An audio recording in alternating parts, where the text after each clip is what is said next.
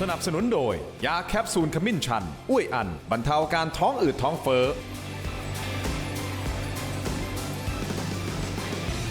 สวัสดีครับตอนรับทุกท่านเข้าสู่รายการถกไม่เถียงครับถกกันต่อเนื่องเรื่องของการเมืองนะครับอีกไม่กี่วันเราจะเข้าสู่คูหาการเลือกตั้งในวันที่ 8 กุมภาพันธ์แล้วนะครับเมื่อวานนี้ก็เป็นการเลือกตั้งล่วงหน้านะครับคุณผู้ชมครับมีการลงทะเบียนเข้ามานะฮะจากหลากหลายกลุ่มก็จะเป็นเลือกตั้งนอกเขตบ้างเลือกตั้งล่วงหน้าในเขตนะฮะรวมถึงนอกราชอาณาจักรคุณผู้ชมครับรวมๆแล้วประมาณสัก2.4 แสนกว่าการลงทะเบียนคุณผู้ชมครับ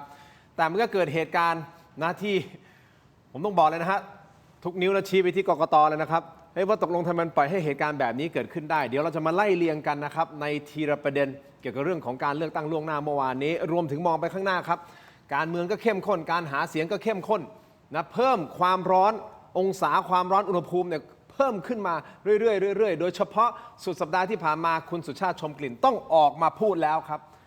ออกมาพูดนะเรื่องของประกันสังคมเพราะท่านเป็นอดีตรัฐมนตรีว่าการกระทรวงแรงงานและยังมีประเด็นของคุณรัชดาและคุณไอซ์รัชนกด้วยนะครับเกี่ยวกับเรื่องของบอร์ดประกันสังคมก็เป็นเรื่องร้อนแรงเดี๋ยวจะมาเคลียร์กันทีละประเด็นนะครับกับท่านแรกครับท่านเป็นนักวิเคราะห์การเมืองนะครับท่านศักดานพประสิทธิ์ครับสวัสดีครับท่านศักดาครับสวัสดีครับส่วนขวามือของผมครับท่านผู้นี้เป็นนักกฎหมายอิสระและก็ผู้ก่อตั้งสำนักกฎหมาย VLA นะครับคุณวีรพัฒน์ปริยวงศ์อาจารย์นิวครับสวัสดีครับ สวัสดีครับขอบคุณทั้งสองท่านที่ให้เกียรติรายการถกไม่เถียงนะครับคุณผู้ชมอย่างนี้ฮะเอาประเด็นแรกก่อนเลยนะเลือกตั้งล่วงหน้าเมื่อวานนี้โอ้โหเป็นเรื่องร้อนแรงเลยนะครับก็คือหลังจากเมื่อวานนี้มีการเปิดให้เลือกตั้งล่วงหน้าปรากฏว่าคุณผู้ชมครับมีข้อผิดพลาดเกิดขึ้นค่อนข้างมากบางคนอาจจะใช้คำว่ามหาศาลนะหนึ่งในนั้นคือเรื่องของรหัสเขตครับซึ่งเพจ Facebook iLaw ได้ออกมาโพสต์ข้อมูลเมื่อวานนี้นะครับเวลา 12:56 นาทีบอกว่าด่วนอะไรล่ะครับเพิ่งได้ข้อมูลมาหลังเลือกตั้งล่วงหน้านอกเขตใช้สิทธิ์ไปแล้วเกินครึ่งพบว่ามีเจ้าหน้าที่หลายคนกรอกรหัสเขตเลือกตั้งหน้าซองผิดฮะมันจะเกิดอะไรขึ้นนะครับเขาบอกว่าเป็นความผิดพลาดโดยไม่ได้ตั้งใจอันเกิดจากความไม่เข้าใจระบบรหัสเขตอย่างดีพอไอรอน่ารักเนาะไอรอยังบอกว่าเนื่องจากเกิดจากการความไม่เข้าใจระบบมันใช้คำนี้ได้ไหมฮะกับกกตไม่เข้าใจระบบแล้วครับซึ่งอาจส่งผลให้บัตรเลือกตั้งที่กากบาทใส่ซองแล้วเดินทางไปผิดเขตถูกเปิดออกมานับในเขตอื่นกลายเป็นบัตรเขย่งนี่โพสต์ตามนี้คุณผู้ชมครับซึ่งโพสต์ดังกล่าวแป๊บเดียวนะฮะมีการแชร์ออกไปเป็นล้านครั้งเลยนะครับขณะที่คุณสมชัยศรีสุทธิยากรซึ่งท่านเป็นอดีตกกตก็ออกมาโพสต์ถึงกรณีความผิดพลาดต่างๆบอกว่าสะท้อนถึงความไร้ความคิดของกกตที่สมควรได้รับการตำหนิเป็นการออกแบบงานที่เปิดช่องให้กับความผิดพลาดของมนุษย์หรือว่า human error แบบมากมายเอาอย่างนี้อาจารย์นิวคุณศักดาแล้วเราจะมั่นใจได้อย่างไรครับว่าการที่ประชาชนมันลงคะแนนเสียงไอ้คะแนนต่างๆเนี่ยมันจะไม่เกิดข้อผิดพลาดนี่ขนาดแค่เลือกตั้งล่วงหน้านะแล้วถ้าสมมติเลือกตั้งวันที่ 8 นี่แหละครับ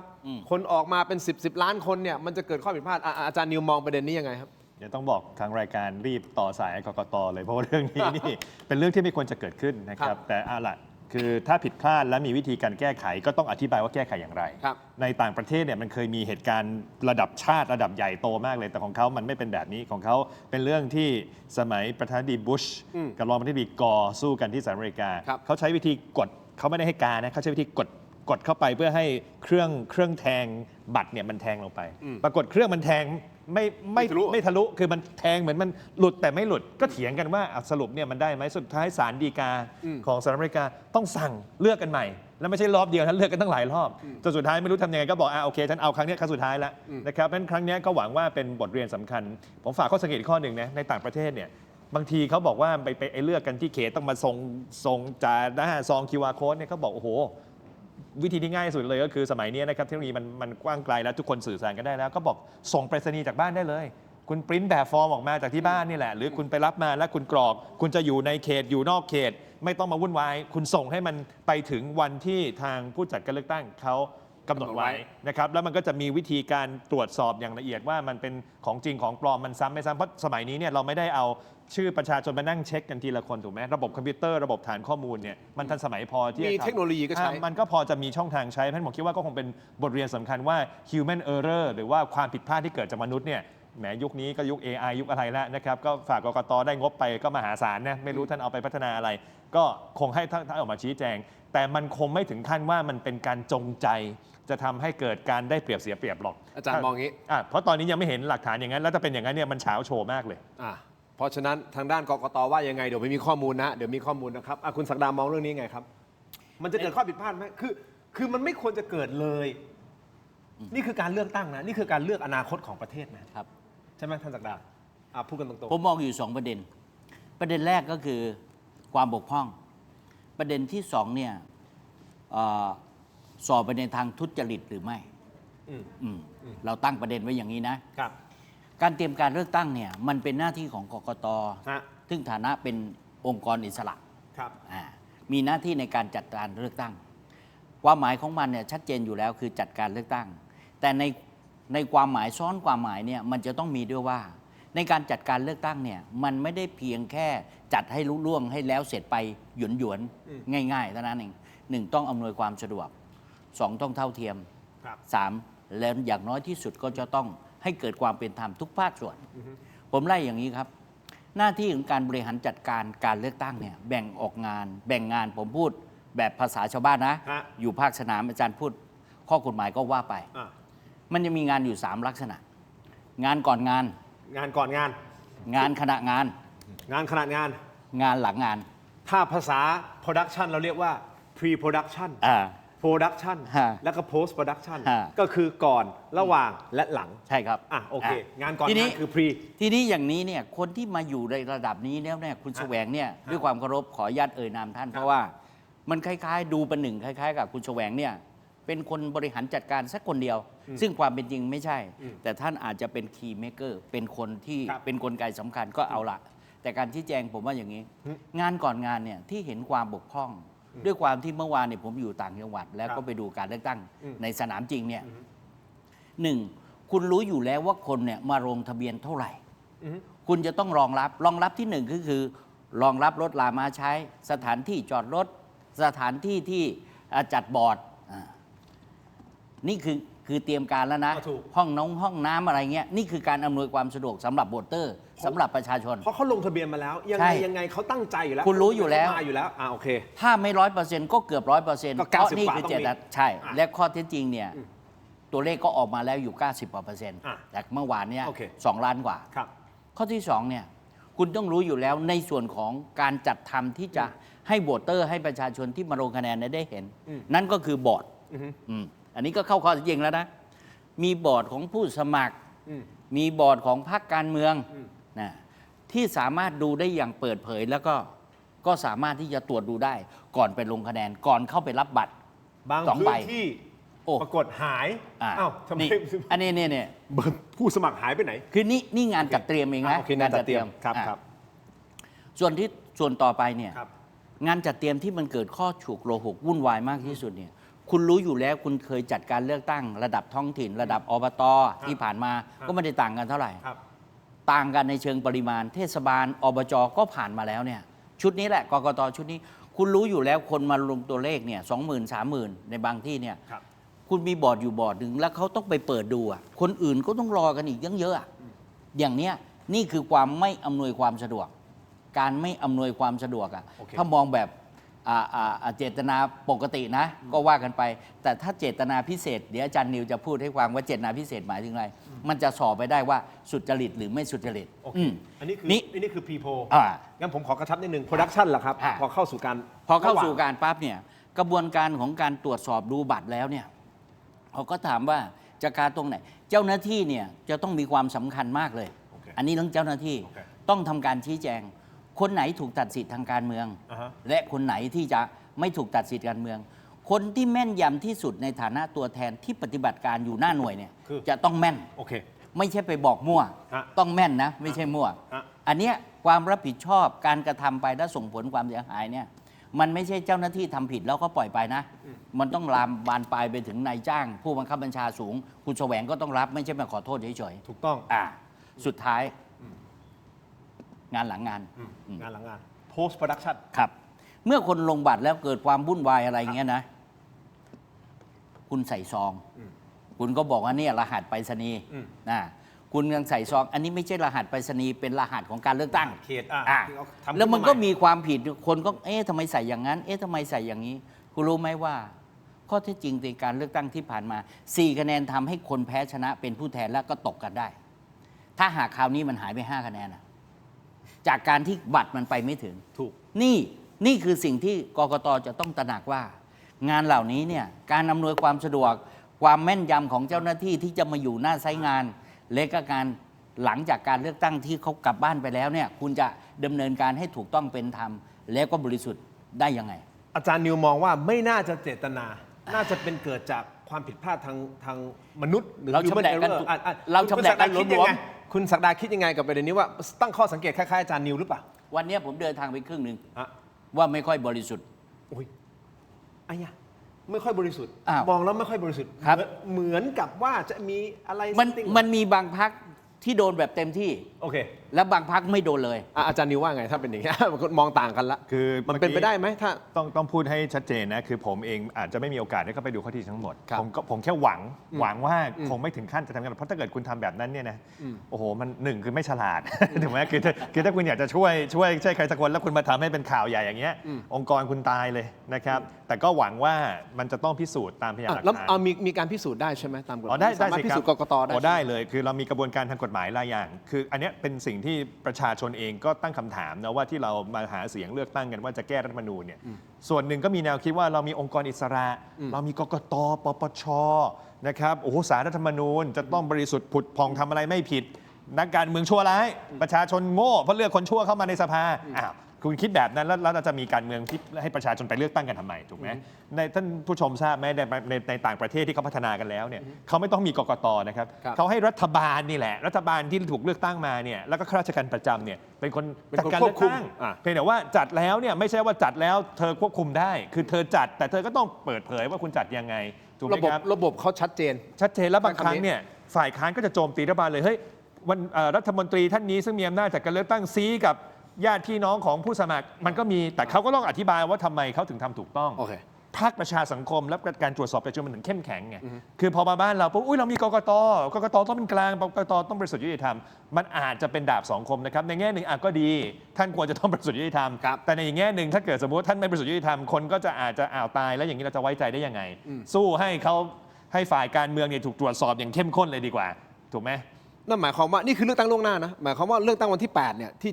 จะจัดเต็มนะจัดเต็มคือทั่วประเทศวันที่ 8 กุมภาพันธ์เนี่ย ก็ครั้งเดียวอ่ะ จะต้องเอาตรงนี้มาเป็นบทเรียน โอ้ ต้องห้ามเกิดข้อผิดพลาดเหล่านี้เกิดขึ้น แน่นอนครับ ใช่หรือไม่อาจาร เพราะ ย์ ยิ่งคุณทำผิดพลาดซ้ำแล้วซ้ำเล่าแล้วต้องเข้าใจนะวันนี้กกตไม่ได้อยู่ในสถานะที่สังคมจะมีความไว้วางใจถูกไหมเราผ่านจากเรื่องหัวสวเราผ่านยังไม่ใช่ผ่านนะยังไม่จบซะด้วยซ้ำยังมีเรื่องหัวสว ครับ นะครับเรื่องการออกมาให้สัมภาษณ์แล้วเนี่ยเห็นสสพักส้มใช่ไหมครับคุณปาล์มเนี่ยก็ไปตุยแจ้งความเอาผิดแล้วมาถูกข่มขู่ใช่ไหมผมคิดว่าเรื่องเหล่านี้มันเป็นเสียงสะท้อนจากภาคประชาชนว่าแรงศรัทธาความเชื่อมั่นอยู่ตรงไหนและที่สำคัญที่สุดคือมันไม่ใช่เรื่องเฉพาะตัวกกตมันคือเรื่องของรัฐธรรมนูญทั้งระบบ แนวคิดทั้งระบบที่เราถูกหลอกมาตั้งแต่ปี 4950 ที่ไปรัฐประหารยึดอำนาจคุณทักษิณว่าอุ๊ยนักการเมืองมันชั่ว ต้องเอานายพลเข้ามาต้องเอาคนนั้นเข้ามาเอาองค์กรอิสระเข้ามา แต่สุดท้ายทำยังไงล่ะ วันนี้องค์กรอิสระกับสวที่คุณไปหัวกันเนี่ยก็พรรคสีส้มไม่ใช่เหรอที่บอกเขาหัวกันแล้ววันนี้ไปโหวตให้คุณอนุทิน ครับ แล้ววันนี้ก็กลับมาสู้คุณอนุทิน ระบบมันก็เลยมั่วซั่วพอสมควรผมก็เลยคิดว่าวันนี้เราจับได้แล้วมันมีความผิดพลาดเกิดขึ้น ครับ ท่านก็ต้องออกมาชี้แจง และท่านก็ต้องท่านประชาชนสบายใจที่สุดว่าในการเลือกตั้งใหญ่วันที่ 8 เนี่ย ต้องไม่เกิดขึ้น แล้วผมฝากอีกครั้งหนึ่งนะครับว่าบทเรียนเนี้ยอย่าให้มันจบแค่ว่าทำดีขึ้นนะ ต้องถามว่ายุคสมัยนี้เทคโนโลยีสมัยนี้มันยังต้องมาใช้ human error human ทำเองทั้งหมดหรือเปล่า หรือมันมีวิธีอื่นที่ทันสมัยกว่านี้ อ่ะเพื่อความเป็นธรรมกับกกตสั้นๆนิดเดียวคุณผู้ชมครับไม่งั้นเดี๋ยวจะหาว่าเราถล่มอย่างเดียวนะฮะทางด้านของคุณแสวงบุญมีเลขาธิการคณะกรรมการการเลือกตั้งแถลงกรณีรหัสเขตเลือกตั้งว่ารหัสดังกล่าวเป็นรหัสเฉพาะที่ทางไปรษณีย์ตั้งขึ้นมา เพราะในเขตเลือกตั้งมีหลายอำเภอใช่ไหมครับหรือว่าเขตเดียวกันมีแต่มีรหัสไปรษณีย์ต่างกัน เพื่อให้คะแนนเป็นไปตามเจตจำนงของประชาชนในการส่งให้ถูกต้องตามเขตเลือกตั้ง จึงมีการกำหนดรหัสเขตเลือกตั้งเฉพาะขึ้นมา ส่วนกรณีที่เจ้าหน้าที่ประจำหน่วยกรอกรหัสถูกต้องหรือไม่นั้น ไม่ต้องกังวลครับ เนื่องจากบนจานหน้าซองพิมพ์ ระบุถึงประธานเขตเลือกตั้งชัดเจน ยืนยันนะครับไม่กระทบต่อเจตจำนงในการเลือกของประชาชนแน่นอน ทั้งนี้กกตเปิดเผยตัวเลขผู้ลงทะเบียนเลือกตั้งล่วงหน้าทั้งหมด นะในปีนี้นะ2569เนี่ยมีทั้งหมด 2,411,425 คนก็คือผู้ลงทะเบียนเลือกตั้งล่วงหน้าในเขตนะฮะในเขต 8,247 รายส่วนผู้ลงทะเบียนเลือกตั้งล่วงหน้านอกเขตอยู่ที่ 2,262,643 รายแล้วก็เลือกตั้งล่วงหน้านอกราชอาณาจักรอยู่ที่ 139,553 ครับอันนี้คือทางกกต.ท่านแสวงบุญมีเลขาธิการกกต.ออกมาชี้แจงในประเด็นนี้นะครับเอาเป็นว่าเราหอมปากหอมคอในประเด็นนี้ก็พอทราบกันแล้วนะครับแต่ผมขอไปประเด็นหนึ่งซึ่งเป็นประเด็นประกันสังคมที่ผมเชื่อว่าคุณผู้ชมคงให้ความสนใจอย่างยิ่งและอยากจะเรียนถามทั้งสองคนเช่นเดียวกันนะครับว่าเรื่องนี้มันเป็นยังไงมันมีสองสามเรื่องในประเด็นประกันสังคมหนึ่งคุณสุชาติชมกลิ่นนะท่านอดีตรัฐมนตรีว่าการกระทรวงแรงงานซึ่งท่านเป็นรองนายกณตอนนี้นะฮะเป็นรักษาการรองนายกแล้วก็เป็นรัฐมนตรีว่าการกระทรวงทรัพยากรธรรมชาติและสิ่งแวดล้อมทนไม่ไหวท่านต้องออกมาพูดไม่ว่าจะเป็นเรื่องของตัดสูตร35 ล้านเรื่องของตึกสกายไนน์คุณผู้ชมครับเดี๋ยวมาขยายกันส่วนอีกประเด็นหนึ่งที่เกี่ยวข้องประกันสังคมคุณผู้ชมครับปรากฏว่ามันมีข่าวเล่าข่าวลือว่าเฮ้ยทางด้านของประกันสังคมก้าวหน้ามีแนวคิดนี่ที่จะให้ต่างด้าวสามารถที่จะโหวตเลือกบอร์ดประกันสังคมได้หรือแม้แต่กระทั่งสมัครเป็นบอร์ดประกันสังคมได้ก่อนหน้านี้ปรากฏว่าพอมีการเปิดเผยออกมาคุณไอซ์ รัชนกก็มาบอกเฮ้ยเฟกนิวส์อย่าบิดเบือนเราก็ไปไล่ดูข้อเท็จจริงว่าตกลงมันมีหรือไม่มีอย่างไรคุณผู้ชมปรากฏว่ามันมีอยู่ในข้อ 14 ของนโยบายประกันสังคมก้าวหน้าแต่อันนั้นคืออดีตปัจจุบันไม่มีแล้วเหตุเพราะอะไรยังไงเดี๋ยวขออนุญาตพักสักครู่สั้นๆนิดเดียวนะฮะช่วงหน้ากลับมาขยายประเด็นประกันสังคมแบบเต็มๆสักครู่เดียวครับ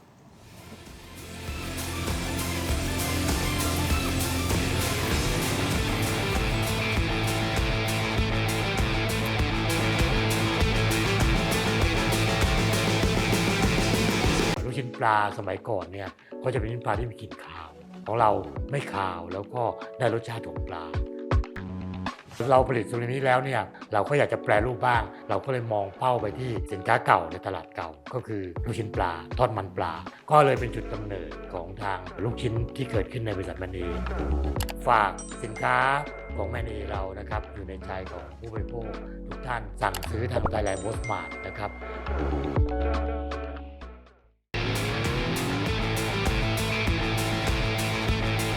สนับสนุนโดยยาท่าตุน้ำขาวห่านคู่ 49 บาทฝาสีฟ้ามีตัวยาฟีนิลซาลิซิเลตกลับมากันต่อนะครับคุณผู้ชมรายการถกไม่เถียงในช่วงนี้ยังอยู่กับคุณศักดานะฮะนักวิเคราะห์การเมืองนะฮะรวมถึงอาจารย์นิวนะครับอาจารย์วิรพัฒน์นะฮะคุณผู้ชมที่ชมรายการอยู่ตอนนี้ใน YouTube โหวตให้เราหน่อยได้ไหมฮะเราตั้งคำถามแบบง่ายนิดเดียวนะฮะคุณเชื่อมั่นในการทำงานของกกต.หรือไม่เชื่อไม่เชื่อไม่แน่ใจโหวตเข้ามาหน่อยนะครับเราอยากรู้นะฮะว่าท่านรู้สึกอย่างไรกับเลือกตั้งล่วงหน้าวันที่8ไม่ใช่วันที่1ที่ผ่านมานะฮะเมื่อวานนี้นะครับแล้วเดี๋ยวเราจะเลือกตั้งทั่วประเทศในวันที่8กุมภาพันธ์ที่ถึงนี้นะครับคราวนี้จากประเด็นกกต.คุณผู้ชมไปประเด็นของประกันสังคมบ้างนะครับอย่างที่ผมเรียนไปประเด็นนี้คุณสุชาติชมกลิ่นท่านเป็นอดีตรัฐมนตรีว่าการกระทรวงแรงงานซึ่งปัจจุบันท่านดำรงตำแหน่งเป็นรองนายกรัฐมนตรีแล้วก็รัฐมนตรีว่าการกระทรวงทรัพยากรธรรมชาติและสิ่งแวดล้อมออกมาตอบโต้กับเรื่องของประกันสังคมที่ถูกใส่ร้ายป้ายสีท่านว่าอย่างไรสั้นๆรัฐมนตรีไม่มีอำนาจในการสั่งการหรือแทรกแซงการตัดสินใจของบอร์ดการลงทุนประกันสังคมหรือไม่สั่งการให้บอร์ดลงทุนในจุดใดจุดหนึ่งได้ดังนั้นหากมีการลงทุนที่ผิดพลาดรัฐมนตรีไม่ใช่ผู้ที่ต้องรับผิดชอบโดยตรงฟังเสียงท่านครับนักวิชาการมีสองข้างนะครับสิ่งหนึ่งเราต้องให้ความเป็นธรรมกับข้าราชการและเจ้าหน้าที่ประกันสังคมซึ่งออกมาต่อสู้สิทธิตัวเองผมกราบเรียนว่าบอร์ดลงทุนวันนี้ถ้าบอร์ดลงทุนไม่มีใครมาเป็นบอร์ดลงทุนแล้วเขากลัวสสที่ใส่ร้ายป้ายสีบอร์ดลงทุนไม่มีเนี่ยผมจะเล่าให้ฟังว่าอะไรจะเกิดขึ้นกับประเทศไทยกองทุนประกันสังคมจะไม่มีการลงทุนจะต้องไปฝากประจำ150 ตังค์ต่อปีคุณว่าพอกับสิทธิประโยชน์ที่จะได้รับไหมยกตัวอย่างหัวหน้าพรรคการเมืองนึงแล้วกันซึ่งลูกพรรคโดนจับข้อหาฟอกเงินสแกมเมอร์เป็นหน้าที่หัวหน้าพรรคเพราะคุณเป็นคนคัดเลือกผู้สมัครแต่คุณบอกว่าไม่สามารถที่จะรู้ได้เพราะว่าผู้สมัครเยอะผมถามว่ากองทุนประกันสังคมลงทุนทิ้ง2 ล้านล้าน 2.6 ล้านล้านคุณจะมาบอกว่ารัฐมนตรียิ่งไม่มีหน้าที่เลยมันคนละเรื่องนะฮะอย่าเบี่ยงเบนโดยเอาหวังคะแนนเสียงของผู้ประกันตนเพราะหลังจากวันที่8ผมว่าหลายท่านก็ต้องได้รับผลกระทบหรือผลกรรมที่ได้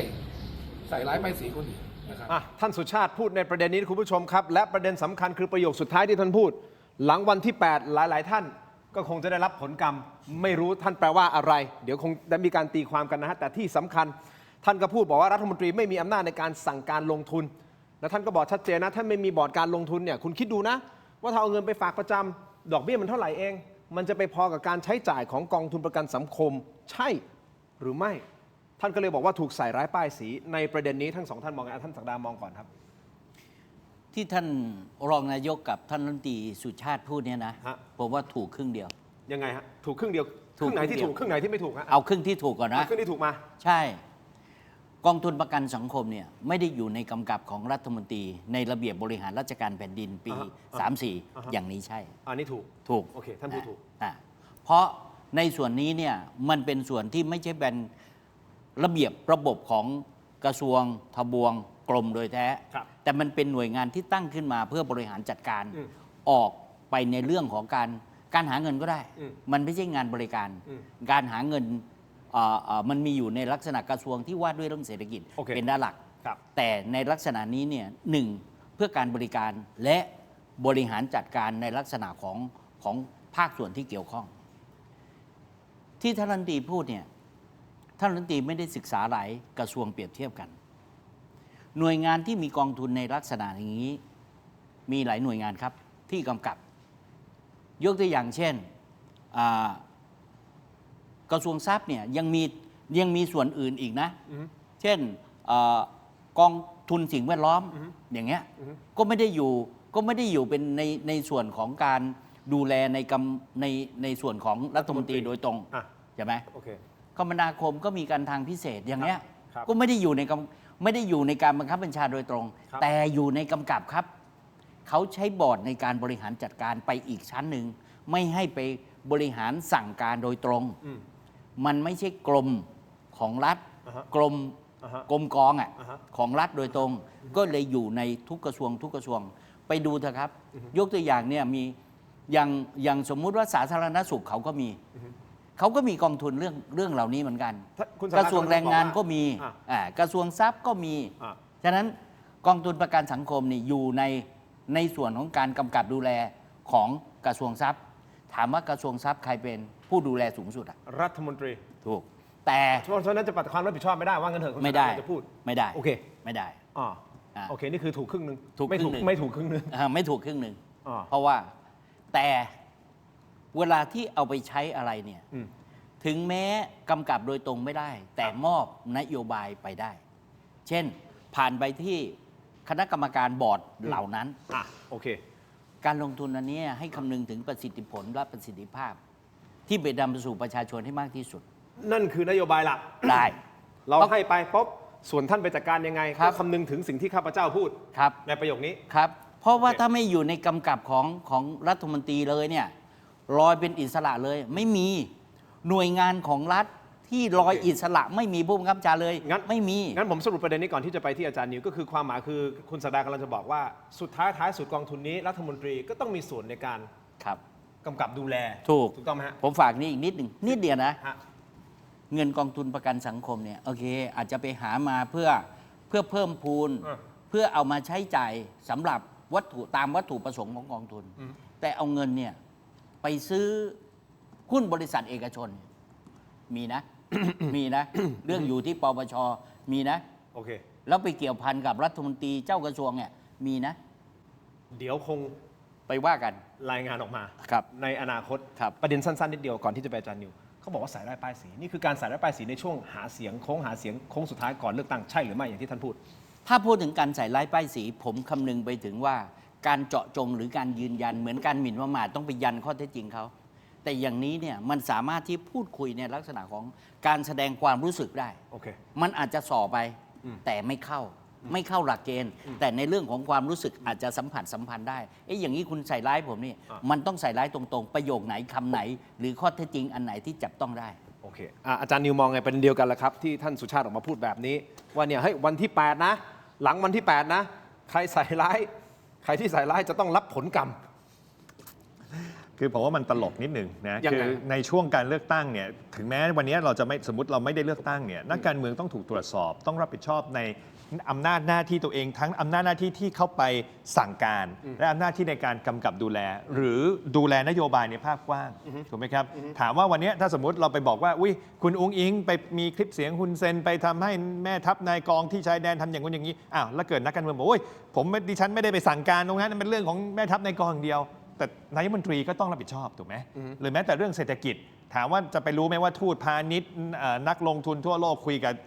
ทูตพาณิชย์ไทยกี่ร้อยประเทศทั่วโลกมันไม่ได้หรอกครับคือในทางปฏิบัติเนี่ยมันมีองค์กรบางองค์กรความจริงมันกลับมาประเด็นเดิมนะที่เราคุยกันไปแนวคิดที่เราถูกหลอกมาตั้งแต่รัฐประหารปี 49 เป็นต้นมาเนี่ยว่าต้องมีองค์กรอิสระรัฐธรรมนูญปี 40 ให้อำนาจฝ่ายบริหารมากเกินไปต้องสร้างองค์กรอะไรเต็มไปหมดเลยแล้วถามว่าองค์กรบางองค์กรเนี่ยไม่ได้เป็นองค์กรอิสระในระดับรัฐธรรมนูญไม่ใช่กกต.ไม่ใช่ศาลรัฐธรรมนูญแต่ท่านก็มีบทบาทอย่างเช่นยกตัวอย่างแบงก์ชาติอย่างเงี้ยเพราะอะไรเพราะมันมีความจำเป็นที่รัฐบาลซึ่งเป็นคนเก็บภาษีเนี่ยจะเอาเงินภาษีไปถลุงจะกำหนดนโยบายดอกเบี้ยการเงินการคลังมันต้องถ่วงดุลกันนะครับหรือผมทำคดีหุ้นสตาร์คดีที่เกี่ยวกับหลักทรัพย์เนี่ยก็มีหน่วยงานเช่นกกต.ถามว่ารัฐบาลไปสั่งได้ไหมว่าเลขากกต.ต้องลงโทษบริษัทนี้กตลผมกลตไม่ใช่กกตกลตใช่ก็คือเรื่องหลักทรัพย์ตลาดหลักทรัพย์ถูกไหมครับแต่ถามว่ารัฐบาลอย่างท่านนายกก็ต้องกำกับดูแลว่าอ้าวแล้วนโยบายคุณทำผลงานดีไหมทำไมประชาชนเขาเดือดร้อนกันคนโกงกันทั่วตลาดแล้วคุณจะทำงานยังไงฉันใดก็ฉันนั้นถามว่าคุณสุชาติหรือนายกหรือรัฐมนตรีคนไหนจะไปสั่งได้ไหมต้องซื้อตึกนี้เท่านั้นต้องเอาเงินไปซื้อหุ้นตัวนี้เท่านั้นมันคงไม่ใช่อย่างนั้นแต่ถามว่าท่านต้องมีบทบาทหน้าที่รับผิดชอบในเชิงนโยบายภาพกว้างๆผมยกตัวอย่างง่ายที่สุดเลยวันนี้พวกเราซื้อใครที่มีเงินเดือนมีเงินออมก็ซื้อกองทุน LTF RMF กันถูกไหมฮะเราไม่ได้อยู่ดีเราบอกซื้อก็ซื้อเพราะมันมีอยู่เจ้าเดียวไม่ใช่มันมีบลจ.ที่บริหารเงินกองทุนให้เราเลือกถูกไหมครับจะซื้อยี่ห้อนี้ค่ายนี้แล้วแต่คุณไปศึกษาใครจะผลงานดียังไงโอ้ยอันนี้โฆษณาลงทุนหุ้นคัดหุ้นดีๆแล้วถามว่าประกันสังคมเนี่ยกองทุนที่ขาดทุนหรือว่าผลงานไม่ค่อยดีเนี่ยถ้าเทียบแบบหลักการนะฮะเขาเลยต้องเรียกว่า peer average หรือ benchmark ก็คือคุณต้องดูว่ามาตรฐานในสังคมไทยนักลงทุนที่แบงก์ใหญ่บลจ.ใหญ่เขาลงทุนกันเนี่ยถ้าเอาประกันสังคมมาเทียบเนี่ยดัชนีตลาดหลักทรัพย์สมมติดัชนีตลาดหลักทรัพย์-10แต่กองทุนประกันสังคม-20มันก็เกิดคำถามแล้วในขณะที่คนอื่นเขาลบกัน10คุณ-20แต่ถ้าคนเขาลบกันหมดเลยแล้วคุณก็อยู่ใน peer average มันก็อาจจะพอกล้อมแกล้มอธิบายได้มองเพื่อนๆเท่าไหร่เอง-10ค่าก็-10แต่คำถามคือแล้วที่ผ่านมาเนี่ยถามว่าคุณสุชาติหรือรัฐบาลคุณอนุทินหรือรัฐบาลอื่นเนี่ยเคยพูดเรื่องนี้แบบจริงจังไหมว่าเฮ้ยในต่างประเทศผมเล่าเลยนะเขาไม่ได้อยู่ดีเขาบริหารกันเองไม่ได้มีกรรมการมานั่งเลือกผู้จัดการกองทุนคน2คนเนี่ยเขาต้องเปิดเผยเลยนะครับว่าเราจะให้ผู้จัดการกองทุนที่พูดง่ายๆภาษาง่ายคือเล่นหุ้นเก่งๆนะครับมาเสนอเลยว่าพอร์ตโฟลิโอของเราเนี่ยมหาศาลเพราะเป็นเงินของพวกเราประชาชนถูกไหมคุณไม่จำเป็นต้องให้คนเดียวบริหารทั้งหมดคุณอาจจะแบ่งก็ได้10% ฉันให้เธอทำอีก 10% ให้เธอทำแล้วดูซิผลงานใครเข้าตาเธอก็ได้ทำต่อใครทำงานไม่ดีเธอก็ถูกสวดอันนี้เป็นการใส่ร้ายไหมใส่ร้ายป้ายสิ่งที่ท่านสุชาติพูดไหมผมเข้าประเด็นนี้เลยเดี๋ยวผมจะมูฟอีกประเด็นหนึ่งละผมจะมีเรื่องของตัดสูตรอีกเพราะท่านพูดเรื่องตัดสูตรด้วยนะคือในฐานะผู้วิเคราะห์การเมืองนะ ผู้วิเคราะห์การเมือง7 วัน 10 วันก่อนเลือกตั้งมันไม่มีอะไรใส่ร้ายแล้วครับมันคือการหาเสียงมันคือการต่อสู้มันคือการโจมตีปราศัยมันคือการแข่งแย่งชิงดีกันเพื่อจะเอาคะแนนเสียงจากประชาชนคือถ้าคุณบอกโอ้ยอย่างนี้ใส่ร้ายคุณไปฟ้องเขาเลยครับถ้าคุณคิดว่าใส่ร้ายเป็นการหมิ่นประมาทคุณไปฟ้องเขาเลยแล้วดูซิประชาชนจะว่ายังไงโอเคชัดเจนอีกประเด็นหนึ่งฮะขอให้เห็นใจท่านสุชาติพูดนะครับขอให้เห็นใจครับคุณศักดาเห็นใจใครเห็นใจพนักงานประกันสังคมสั่งตัดสูตร 7,000 ตัว35 ล้านบาทท่านบอกว่าขอให้กำลังใจข้าราชการประกันสังคมเรื่องตัดสูตรนี่แหละข้าราชการเงินเดือนน้อยเงินเดือน 9,000 10,000แต่ต้องแต่งชุดยูนิฟอร์มเหมือนกันถ้าไม่ช่วยเขาจะทำอย่างไรฟังเสียงบางช่วงบางตอนที่ท่านพูดครับผมอยากจะให้กำลังใจข้าราชการประกันสังคมเช่นเรื่องตัดชุดสูตรผมถามว่าน้องๆข้าราชการประกันสังคมเจ้าหน้าที่ที่เงินเดือนน้อยเงินเดือน 9,000 10,000แต่ต้องให้ใส่ชุดยูนิฟอร์มเหมือนกันสื่อมวลชนไม่ช่วยเขาทำยังไงครับผมอยากให้น้องๆประกันสังคม 5-6,000 คนคุณต้องออกมาปกป้องศักดิ์ศรีในความเป็นข้าราชการหรือเจ้าหน้าที่ที่ดีคุณดูแลพี่น้องผู้ประกันตน20 ล้านคนเกิดโควิดไม่ใช่ประกันสังคมเหรอครับที่ไปเช่าที่ทำฮอสพิทอลให้ผู้ประกันตนมาตรา33ได้อยู่โรงแรมไม่ต้องไปอยู่โรงพยาบาลสนามไม่ใช่ประกันสังคมเหรอครับไม่ใช่ประกันสังคมเหรอครับที่ไปตรวจ PCR ให้โรงงานไม่ต้องปิด ส่งออกปี 64 สูงสุดในรอบ 30 ปี ไม่ใช่ประกันสังคมเหรอครับ น้องๆไม่ต้องตกงานกัน10 กว่าล้านคนไม่ใช่ประกันสังคมเหรอครับที่ต้องเยียวยาลดเงินสมทบทั้งนายจ้างลูกจ้างก็ไม่ใช่ประกันสังคมเหรอครับที่มาช่วยเหลือประคองกันให้มันแข็งแรงกันไปด้วยกันได้ คุณผู้ชมครับ อันนี้ผมถ้ามองในท่านในมุมของท่านสุชาติ ท่านก็พูดถูกไม่ใช่น้องๆประกันสังคมหรอกครับที่ออกมาในช่วงโควิด ที่ทำนู่นทำนี่ถูกต้องฮะอันนี้ท่านพูดถูกต้องใช่ไหมแต่ตอนนี้คือเรากำลังถามประเด็นว่า การตัดสูตรแบบนี้ท่านบอกว่าเงินเดือนแค่ 9,000 ใช่ไหม10,000มันเป็นการแก้ปัญหาที่ตรงจุดหรือเปล่า ว่าเงินเดือนแค่นี้กับการตัดสูตร อันนี้ผมไม่แน่ใจว่า2ท่านมองอย่างไรกับประเด็นที่ท่านพูดเมื่อสักครู่นี้คุณศักดาก่อนครับ ตอบประเด็นที่อาจารย์นิวพูดเมื่อสักครู่ที่พี่ทินถามเมื่อสักครู่เนี่ยนะ การ ประเด็นไหน ในเรื่องของ ใส่ ก ร้าย องทุนประกัน ป้ายสี ใส่ร้ายป้ายสีเนี่ย โอเค ใส่ร้ายป้ายสีเนี่ยมันมีนิยามที่จะใช้กันอยู่ในทางสาธารณะ หรือในทาง คือ ทั้งทางกฎหมายและในทางการเมืองก็ใช้ได้ ครับ ภาษาก็คือคุณจะทำอะไรก็แล้ว แต่คุณเป็นตัวแทนมาทำและไม่ใช่เงินของคุณ ฉะนั้นเขามีสิทธิ์ตั้งข้อสังเกตว่าใช่หรือไม่ใช่ โอเค ผมกำลังจะพูดว่าข้อสังเกตไม่ใช่กัน ไม่ใช่การใส่ร้ายป้ายสี ไม่ใช่การ เป็น ใส่ร้ายป้ายสี โอเคข้อสังเกต ครับ คราวนี้กลับมา สอง ที่สูตร มีอีกคำหนึ่ง อีกคำหนึ่งนะฮะ ที่ผมกับรัฐมนตรีสุชาติสนิทกันนะ ฮะ โทรหากันเมื่อ2-3 วันนี่แหละ นั่น มันเป็นการติชมด้วยความบริสุทธิ์ โอเค ด้วยความสุจริต มันเป็นการติชมนะ อันนี้ติชมใช่ไหม ติชม โอเค มันไม่ใช่การใส่ร้าย ครับ ฉะนั้นมีอยู่2คำที่รัฐมนตรีสุชาติจะต้องตระหนักในฐานะเป็นตัวแทนของพี่น้องประชาชนและดูแลเงินเยอะๆของประชาชน ก็คือการตั้งข้อสังเกต โอเค กับลักษณะของการติชมด้วยความสุจริต โอเค อันนี้ผมเคลียร์ไป อ่า คราวนี้ตัดมาที่ภาพเรื่องของสูตรก่อนที่จะไปอาจารย์นิวยังไงฮะ ผมก็ยังใช้ภาษาเดิมของผมว่าพูดถูกไม่หมด พูดถูกไม่หมด คือ 9,000 10,000ท่านบอกเงินเดือนแค่นี้แล้วให้ตัดสูตรต้องใส่ ถู เป็ ก นฟอร์มต้องเห็นใจเขาหน่อย ถ้าท่านพูดเนี่ยถ้าพูดในฐานะปุถุชนคนทั่ว ๆ ไป ครับ แล้วมีความรู้สึกว่าเห็นอกเห็นใจคนที่ทำงาน และท่านพูดไปอยู่ในบทตรงนั้นนะ ถอดหัวโขนออกนะ ผมว่าได้ แต่ถ้าท่านพูดในฐานะเสนาบดี ในฐานะรัฐมนตรีเจ้ากระทรวง ครับ แล้วท่านรู้ไหมว่าในกระทรวงอื่นข้าราชการอื่น ลูกจ้างพนักงานประจำลูกจ้างพนักงานราชการไม่รวมราชการที่เงินเดือนน้อยนะ เขาก็ไม่มีสูตรเหมือนกัน ประเด็นสำคัญมันจะอยู่ที่ว่า เงินเหล่านี้เนี่ยถ้าเรื่องของประกันสังคมเนี่ยเงินเนี้ยมาจาก2 ภาคส่วน3ส่วนก้อน 3 ส่วน 3 ส่วน แต่ 2 ก้อนใหญ่ อ่ะ 1 ผู้ใช้แรงงาน ถูก 2 นายจ้าง ถูก 3 ภาครัฐ ครับ 2 ก้อนแต่มาจาก 3 ส่วน ฮะ เงินเหล่านี้ถามว่าเป้าหมายเขาเพื่ออะไร เพื่อผู้ใช้แรงงาน เงินของเขามันมีวัตถุประสงค์นะกองทุนที่ตั้งขึ้นมาไปดู โอเค มันมีวัตถุประสงค์ อันนี้เราเข้าใจตรงกัน ใช่ อ่ะ ทีนี้พอวัตถุประสงค์ตรงนั้นเขาบอกว่า เอาไปช่วยเหลือเจ้าหน้าที่ที่ช่วยเหลือแรงงานอย่างเงี้ย มันเบี่ยงไว้ไหม มันคนละประเด็นกัน ผมว่ามันเบี่ยงไปนะ อ่ะ มันไม่ควรเอามารวม ใช่ไหมที่ ไม่ควรเอามารวม ผมกำลังสรุปที่ท่านสื่อ ใช่ โอเค ตัวนี้เนี่ยเป้าหมายหลักใหญ่ของวัตถุประสงค์เนี่ย ครับ เอาไปช่วยเหลือผู้ใช้แรงงานที่เขาสะสมมา ครับ เขาเป็นภาคเอกชนที่เป็นลูกจ้าง อือฮึ เขาต้องหักทุกเดือน 700 กว่า 700 กว่า 700 กว่า จนกว่า ถ้าหากว่าเขาป่วย ถ้าหากว่าเขาว่างเว้นจากการงาน ฮะ นายจ้างก็สมทบให้ ครับ และรัฐก็สมทบให้ ครับ และถ้าหากว่าเขาว่างเขาป่วย เขาก็จะได้เงินตรงนี้ไปรักษา ถ้าเขาว่างเว้นถูกเลิกจ้างหรืออะไรเนี่ยเขาก็ยังได้ หรือถ้าเขาเกษียณไปเขายังได้ นี่คือวัตถุประสงค์ของเงินกองทุน เพราะฉะนั้นการตัดสูตรไม่ใช่วัตถุประสงค์ของ ไม่ใช่วัตถุประสงค์ เพราะฉะนั้นคุณศักดามองว่าเฮ้ยมันคนละประเด็นกัน ไม่ใช่ อย่ ว่าเป็น อมร เงิ วน ม กองทุนแล้วเอาไปใช้อะไรก็ได้ อันเนี้ยคือ โอเค ท่านรัฐมนตรีต้องตระหนัก นี่คือหัวใจสำคัญ อาจารย์นิวมองไงประเด็นเดียวกัน คือผมก็อยากให้เจ้าหน้าที่รัฐเวลาไปไหนมาไหนเขาก็มีเสื้อผ้าที่เหมาะสมต่อการทำงานนะค ครั รับบ บางประเทศเนี่ยเขาเลิกใช้สูตรกันแล้วนะบางประเทศเขาก็เน้นเสื้อผ้าที่ทันสมัย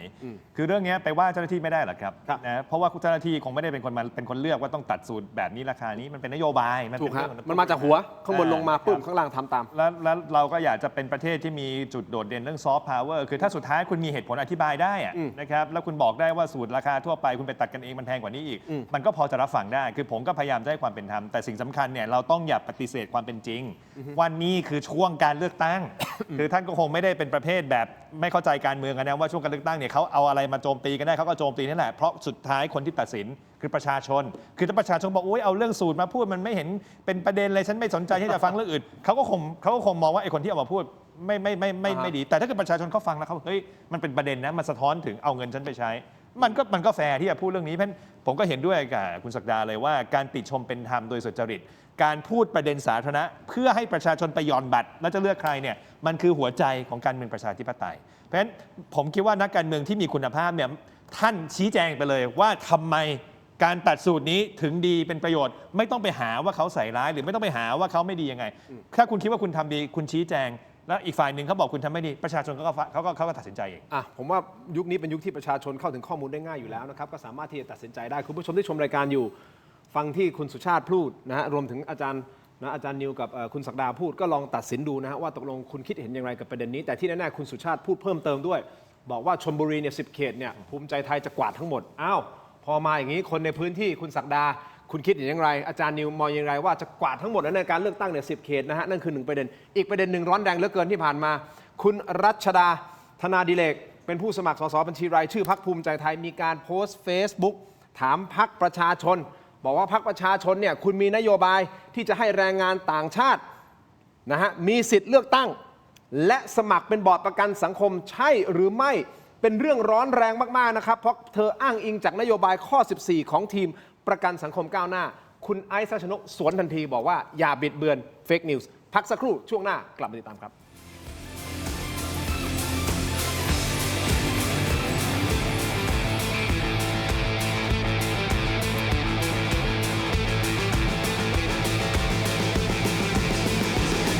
สวัสดีครับผมชัยพัฒน์สีทองนะครับผู้จัดการฝ่ายไปรษณีย์เขต 8เราได้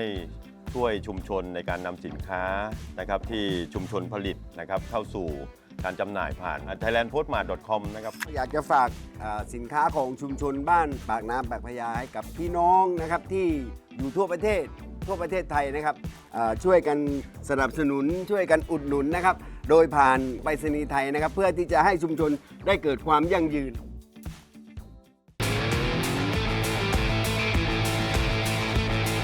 สนับสนุนโดย Lift Up Your Life สร้างสรรค์ความสุขให้ชีวิต Seagull Electric iHerb Sugar Free ชุ่มคอมีสารสกัดสมุนไพร 4 ชนิดกลับมาต่อครับผู้ชมครับถกไม่เถียงนะฮะยังอยู่กับอาจารย์นิวแล้วก็คุณศักดานะฮะก่อนที่เราจะไปประเด็นร้อนแรงนะครับเกี่ยวกับประกันสังคมเพิ่มเติมอีกหนึ่งประเด็นก็คือพรรคประชาชนรู้เห็นใช่หรือไม่กับทีมประกันสังคมก้าวหน้าว่ามีนโยบายนะที่จะให้แรงงานต่างชาติสามารถที่จะโหวตเลือกและสมัครเป็นบอร์ดประกันสังคมได้ปรากฏเรื่องนี้คุณไอซ์ รัชนกก็ออกมาโต้แบบดุเดือดก่อนที่จะไปประเด็นนี้ผมขอแวะกลับไปที่คุณสุชาตินิดเดียวเพื่อให้มันจบประเด็นไปกับคุณสุชาติก็คือคุณสุชาติบอกนะฮะ10 เขตของชลบุรีภูมิใจไทยจะกวาดหมดแน่นอนนะครับเดี๋ยวไปฟังเสียงบางช่วงบางตอนหน่อยนะฮะแล้วมาวิเคราะห์เรื่องนี้ครับแต่ว่าที่คุณเท้งลงไปนี่คือไม่มีผลอะไรที่จะทำให้เปลี่ยนใจประชาชนได้ไม่มีผลเพราะคุณเท้งไม่เคยไปช่วยเหลือประชาชนคนไทยชาวชลบุรีนี่ครับคุณเท้งไม่เคยมีบ้านอยู่ชลบุรีคุณเท้งไม่เคยไปเยี่ยมเยียนคนที่กำลังตกทุกข์ได้ยากคนชลบุรีที่ไหนนะครับตกลงว่าเราจะไม่แบ่งให้เขาเลยสักตำแหน่งที่หนึ่งไหมคือเรามั่นใจว่า10 เขตนี้ได้ทั้งหมดผมต้องเรียนนะครับว่าการทำงานเนี่ยเราทำงานกันเป็นทีมภาพรวมใหญ่สื่อมวลชนจะเห็นว่าภาพรวมใหญ่ของชลบุรีนั้นเวลาสามัคคีกันแล้วเนี่ยพี่น้องประชาชนทุกคนเนี่ยก็มีความสุขผู้นำก็มีความสุขในช่วงโค้งสุดท้ายนี้ภูมิใจไทยต้องรณรงค์หาเสียงให้มีการเลือกแบบยุทธศาสตร์ไหมครับผมชลบุรีภาคตะวันออกจบหมดแล้วไม่ต้องเอาสภาพกำลังทั้งหมดไปตรงอื่นได้เลยนะครับผมเรียนตรงๆว่าให้ไปในจุดที่มีความต้องการก่อนผมเชื่อว่าจังหวัดชลบุรีและภาคตะวันออกนั้นเข้าใจดีแล้วก็เข้าใจเพราะอยู่ใกล้ชิดกทมกันอยู่แล้วแล้วก็มีการสื่อสารกันที่ชัดเจนเป็นรูปธรรมหมดแล้วผมไปบอกตรงนะครับบ้านผมเนี่ยแม่ค้าแม่ขายเยอะทุกคนผมไปลงไปเดินเนี่ยผมไม่ต้องอะไรเลยมีแต่บอกว่ากลับเข้าไปขอคนละครึ่งพัดต่อนะนี่คือสิ่งหนึ่งที่พ่อค้าแม่ค้าจับต้องได้ไม่ใช่การพูดต่อว่าคนนู้นคนนี้แต่ไม่มีวิธีแก้ปัญหาใครๆก็พูดได้สื่อมวลชนก็พูดได้ตอนพี่น้องประชาชนคนไทยทั้งประเทศตกทุกข์ได้ยากคุณพิธาเขาอยู่ประเทศไทยนะครับพี่น้องประชาชนทุกคนเคยเห็น วันที่เราสูญเสียทรัพย์สินเงินทองจากอุทกภัยน้ำท่วมใหญ่ หรือเราเกิดวิกฤตโควิดหนักๆพี่น้องประชาชนเห็นพิธาไหมครับพิธาอยู่ตรงไหนเขาอยู่ตรงไหนเขาอยู่อากาศเย็นสบาย เรายังต้องลุยน้ำเข้าไปช่วยชาวบ้าน กลับมาคุณผู้ชมหลังจากที่ฟังคุณสุชาติไปนะฮะทำไมเราต้องพุ่งเป้าไปที่คุณศักดานะฮะแล้วก็นั่งจดแบบเต็มเหนียวนะฮะเพราะอะไรรู้ไหมฮะเพราะลูกสาวคุณศักดานะครับลงในเขต 2 ในนามของพรรคประชาชนของจังหวัดชลบุรี และถ้าตามที่ท่านสุชาติพูดนั่นหมายความว่าภูมิใจไทยกวาดทั้งหมด 10 เขตเลยนะฮะถูกไหมยังมั่นใจเนี่ยน้องโบโปรดิวเซอร์ของผมโทรไปถามคุณสุชาติคุยกันนะเรื่องการเมืองต่างๆนานาท่านมั่นใจบอกว่ายังไงก็เหมาของนี่อาจารย์นิวนะอันนี้คุณศักดาเลยเพราะว่าลูกสาวคุณศักดาคุณเพชรวนิดานพสิทธิ์สสลงสมัครสสเขต 2 พรรคประชาชนนั่นหมายความว่าจะสอบตกใช่ไหมฮะถ้าสมมติคุณสุชาติพูดอย่างเงี้ยเหมาทั้งหมดเลย10 เขต ถ้าตีความแบบที่ท่านรัฐมนตรีสุชาติพูดเนี่ยก็ความหมายก็เป็นอย่างนั้นแต่ต้องเข้าใจนะ ว่า ทำไมคุณสุชาติไม่มาเขต 2 ล่ะ คุณสุชาติลงเขต 1 นะครับ ลูกสาวผมอยู่เขต 2 นะ เขต 2 คุณสุชาติเลือกได้นะ ในจังหวัดชลบุรีเลือกได้หมดเลย ฮะ แต่เขาไม่มาเขต 2 อ้าวเขต 1 เบอร์มันสว แล้ว ย ไปถามฮะ เบอร์ 1 เบอร์มัน โอ ส เค วย เป็นไปได้เป็นป ทำไม ด้ ไม่ลงเขต 2 ฮะแสดงว่ามีข้อมูลนะ ผมไม่ทราบ อ๋อเหรอฮะ ผมก็ถามผ่านไง อ๋อ ทีนี้ด้วยความเคารพนะสนิทกัน ครับ สนิทกันเลย รู้จักกันมานาน ก่อนที่ท่านสุชาติจะเป็นสทสจ โอ้ เป็นรัฐมนตรีเป็นรองนายกด้วย คุ้นเคยกันขนาดนั้นเลยเหรอฮะ รู้จักกันมา 20 กว่าปีแล้วคน โอ้ เมุงชนด้วยกัน ฮะฮะ อ่า ฮะ ผมถูกยิงเนี่ย ฮะ คุณสุชาติยังมาเยี่ยมเลย โอ้ มาเคลียร์เลย ฮะ เอามาเคลียร์ ฮะ ใช้คำว่าเคลียร์แล้วกันนะ ใช้คำนี้เลย ประเด็นเป็นอย่างนี้ครับ ผมด้วยความเคารพในฐานะคนรักกันเนี่ย ท่านก็เป็นผู้หลักผู้ใหญ่เป็นรัฐมนตรีเป็นรองนายกเนี่ย ประเด็นของการสื่อสารท่านรัฐมนตรีต้องระมัดระวัง อ้าว แสดงว่าท่านสื่อสารอะไรที่ ผมพูดแค่ว่าท่านต้องระมัดระวัง อย่างนี้คุณผู้ชม อ่า อยากฟังเหลือเกินว่าระมัดระวังอย่างไร สแกน QR Code หน้าจอตอนนี้ครับไปที่ออนไลน์ของเราตอนนี้ครับ คุณผู้ชมใน YouTube เทโรดิจิทัล Facebook ถกไม่เถียงไปกันตอนนี้ เพราะว่าเวลาทางทีวีกำลังจะหมดลงแล้ว ท่านต้องระมัดระวังอย่างไร ท่านศักดากำลังส่งสัญญาณ หรือกำลังจะบอกคุณสุชาติชมกลิ่นว่าอะไร เดี๋ยวไปตามกันในออนไลน์ ส่วนอีกประเด็นหนึ่งสำคัญอย่างยิ่ง เดี๋ยวจะได้มาถามอาจารย์นิวเหมือนกันนะครับ ประเด็นเรื่องของพรรคประชาชนรู้เห็นหรือไม่กับสังคมประกันสังคมก้าวหน้าว่าคุณมีนโยบายในการให้แรงงานต่างชาติสามารถที่จะเลือกตั้งและสมัครเป็นบอร์ดประกันสังคม ใช่หรือไม่ แล้วถ้าไม่ใช่เนี่ยทำไมเอานโยบายนี้ไปหาเสียงจนคุณได้มาเป็นบอร์ด นี่คือประเด็นสำคัญ ติดตามในออนไลน์สารทีวีนะครับอาจารย์นิวขอบคุณครับคุณศักดาครับขอบคุณครับเดี๋ยวเต็มๆเลยนะในออนไลน์เจอกันครับสวัสดีครับ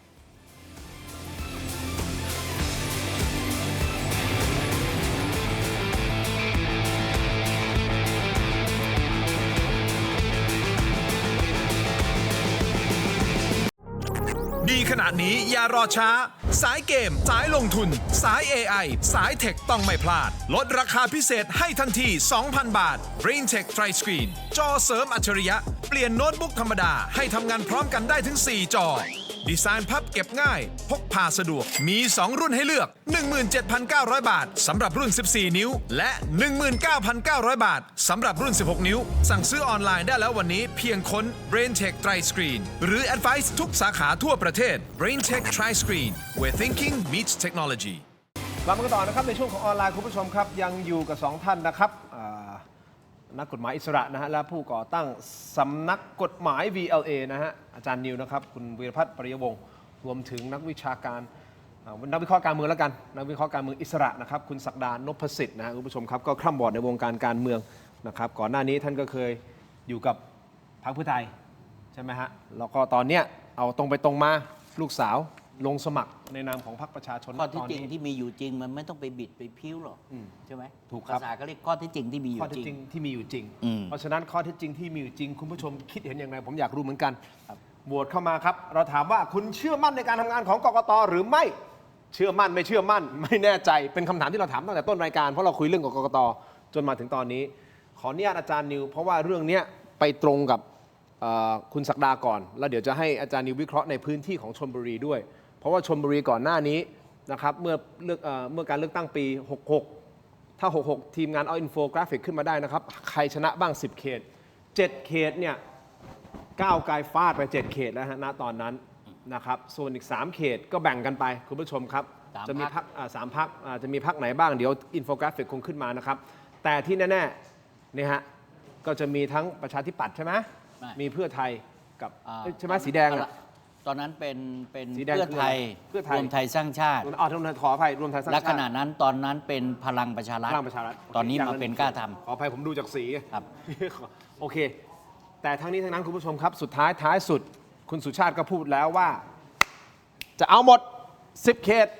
และจะลามไปถึงระยองจันทบุรีตราดแถวนั้นด้วยนะฮะคราวนี้ในมุมของคุณศักดาคุณศักดาก็บอกว่าการที่ท่านรัฐมนตรีท่านเป็นรองนายกด้วยแล้วท่านเป็นรัฐมนตรีด้วยคุ้นเคยกันนะครับ มาก ก็รู้จักกันมานานคุ้นเคยกันมาก แม้แต่ตอนที่คุณศักดาตอนนั้นถูกรอบยิง ท่านก็ยังมาเยี่ยมมาอะไรแล้วก็มาช่วยเคลียร์อะไรก็ว่าไป ก็ต้องคุ้นเคยกันระดับใกล้ชิดกันมาก แต่สุดท้ายตัดภาพมาที่หน้าคุณศักดาด้วยความมุ่งมั่นของคุณศักดาบอกว่า แต่ผมขอพูดว่าท่านรัฐมนตรีเวลาจะพูดอะไร ให้ระวัง ระมัดระวัง ระมัดระวังอะไรฮะ เป็นอย่างนี้ครับ ในทางการเมืองเนี่ยมันสามารถสื่อสารไปเนี่ยเพื่อความชื่นชมชื่นชอบ เพื่อให้ปรากฏข้อเท็จจริงสองเรื่องนี้เป็นเรื่องหลักนะหนึ่งสร้างความชื่นชมชื่นชอบในการสื่อสารสองให้ปรากฏข้อเท็จจริง ให้คนไม่รู้ได้รู้ ทีนี้สังเกตไหมครับว่าท่านรัฐมนตรีเนี่ยถ้าหากว่าท่านมีกุญซือที่ดีนะ การสื่อสารแต่ละครั้งเนี่ยมันจะต้องไม่เอาโจทย์กลับมา คือพูดแล้วได้บวก พูดแล้วได้บวก ไม่ใช่พูดแล้วงานเข้าเพิ่ม พูดแล้วงานเข้าอย่างเงี้ย อันนี้งานเข้าเหรอ ก็ แต่ท่าน แล้วแต่ สร้างความมั่นใจไงว่า 10 เขตจะกวาดหมดนี่คืองานเข้า ทีนี้ก็ต้องยอมรับว่าในฐานะที่ท่านเนี่ยเป็นแม่ทัพท่านเป็นแม่ทัพของภูมิใจไทยณชั่วโมงนี้ ท่านเป็นแม่ทัพอะไรที่นะ และท่านก็ย้ายความเป็นแม่ทัพของท่านมาเรื่อยๆนะก็คือท่านเคยเป็นแม่ทัพให้กับรัฐมนตรีสนธิยาพอต่อมาท่านก็มาเป็นแม่ทัพให้กับลุงตู่ต่อมาท่านก็มาเป็นแม่ทัพให้กับลุงหนู ก็ยังไม่รู้ว่าท่านจะอยู่กับลุงหนู หรือท่านจะเป็นแม่ทัพของใครไปอีก อันนี้แม่ทัพเล่แม่ทัพเล่ ใช้คำนี้แม่ทัพเล่ เอาก็ดูจากสถิติไง ในคุณสุชาติเขาดูอยู่ทำไงเนี่ยเฮ้ย โอ้โหเดี๋ยวเขาก็โทรหา ไม่เป็นไร ไม่เป็นไร อันนี้เป็นข้อที่จริงที่มีอยู่จริงไง โอเค ทีนี้ประเด็นอย่างนี้ครับ ด้วยความที่ในเชิงยุทธศาสตร์นะ ในทางยุทธศาสตร์การเมืองชลบุรีระยองจันทร์ตราด ตรงนี้เนี่ยเขาเรียกว่าภาคตะวันออกแล้วกัน ซึ่งความเป็นจริงภาคตะวันออก ท่านผู้ชมเพื่อนผู้ฟังก็จะได้เข้าใจว่า ภาคตะวันออกหมายถึงอะไร ภาคตะวันออกหมายถึง 7 จังหวัดภาคตะวันออกชลบุรีระยองจันทร์ตราดฉะเชิงเทราสระแก้ว ครับ ตรงนี้เนี่ยมีสสได้ทั้งหมด 28 คน ครับ แต่ปรากฏว่าพรรคก้าวไกลในขณะนั้น ได้ชลบุรีระยองจันทร์ตราดไปถึง 17 คนจาก 28 ครับ ฉะนั้นในทางยุทธศาสตร์วันนี้ถ้าหากว่าจะช่วงชิงกันเป็นที่หนึ่งด้วยความเคารพอาจารย์นิวนะพรรคเพื่อไทยเนี่ยอาจจะอยู่ลำดับ 2 หรือ 3 และก็มีความพยายามที่จะอยู่หนึ่งแต่วันนี้เชิงประจักษ์ที่โพลก็ดีอะไรก็ดีเนี่ยพูดออกมาว่า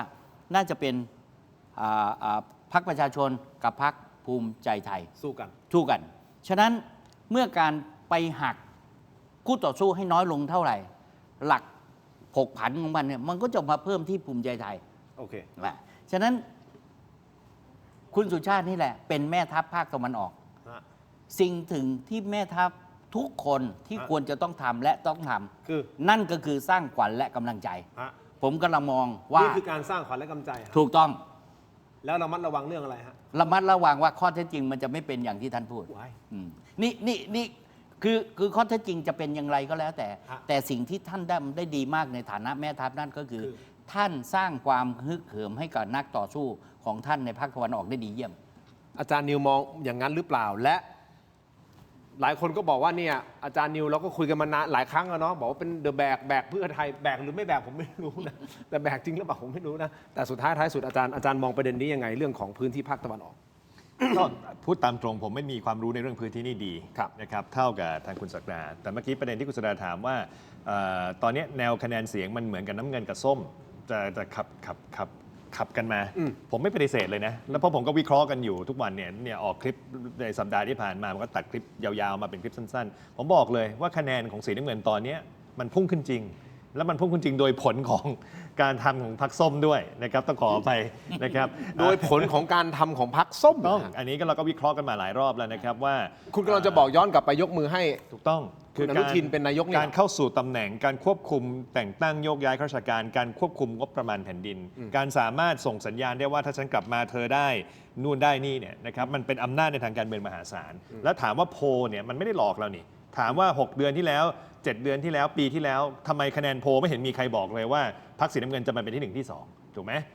ครับมันก็มีปัจจัยหลายอย่างแหละถ้าเราจะพูดกันตรงๆเพราะฉะนั้นถามว่าผมแปลกใจไหมไม่ได้แปลกใจ แต่ผมอยากจะให้ท่านผู้ชมที่กำลังจะไปเลือกเนี่ยช่วยคิดดีๆนะครับว่าท่านอยากจะให้การเมืองไทยมันเป็นแบบนี้ใช่ไหมวันหนึ่งท่านบอกโอ้ยหัวสวนะครับไม่เอาแบบนี้แต่วันหนึ่งก็ยกมือเฉยและอีกวันหนึ่งก็กลับมาสู้เลือกตั้งกับเขาถูกไหมคือผมไม่ได้บอกนะว่าพรรคสีแดงพรรคเพื่อไทยจะต้องชนะไม่จำเป็นครับพรรคไหนประชาชนเลือกก็ให้ชนะไปแต่ประชาชนต้องคิดดีๆหมายถึงโหวตเตอร์ต้องคิดดีๆว่าถ้าท่า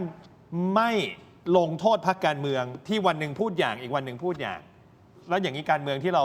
าใฝ่หาอยากให้มันดีขึ้นจะเป็นยังไงอย่างนี้คุณสุชาติบอกว่าภูมิใจไทยจะกวาดหมด10 เขตชลบุรีเชื่ออย่างนั้นมาผมไม่สามารถตอบได้แล้วผมก็ไม่คิดว่าพรรคภูมิใจไทยเนี่ยจะมีสิ่งที่โดดเด่นขนาดนั้นนะเพราะว่าอะไรเพราะว่าถ้าคุณโดดเด่นอย่างนี้จริงเนี่ยทำไมโพลมันไม่เป็นอย่างนี้มาตั้งหลายเดือนแล้วล่ะทำไมมันเพิ่งมาเป็นช่วงหลังถูกไหมและคำถามที่มันยากขึ้นกว่านั้นก็คือถ้ามีคนที่อยากจะเชียร์พรรคส้มหรืออยากจะเชียร์พรรคแดง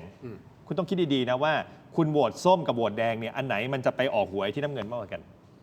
เพราะว่าในหลายพื้นที่เนี่ยคะแนนที่มันแย่งกันเนี่ยมันไม่ใช่ว่าคนหนึ่งคนจะอยากตัดสินใจเลือกทั้งส้มทั้งแดงทั้งน้ำเงินไม่ใช่อย่างนั้นนะครับคนส่วนใหญ่ตามความการวิเคราะห์ของผมเนี่ยถ้าเขาจะเลือกพรรคส้มเนี่ยเราก็พูดถึง demographic หรือว่าฐานเสียงเขาอาจจะมีคนอายุน้อยส่วนหนึ่ง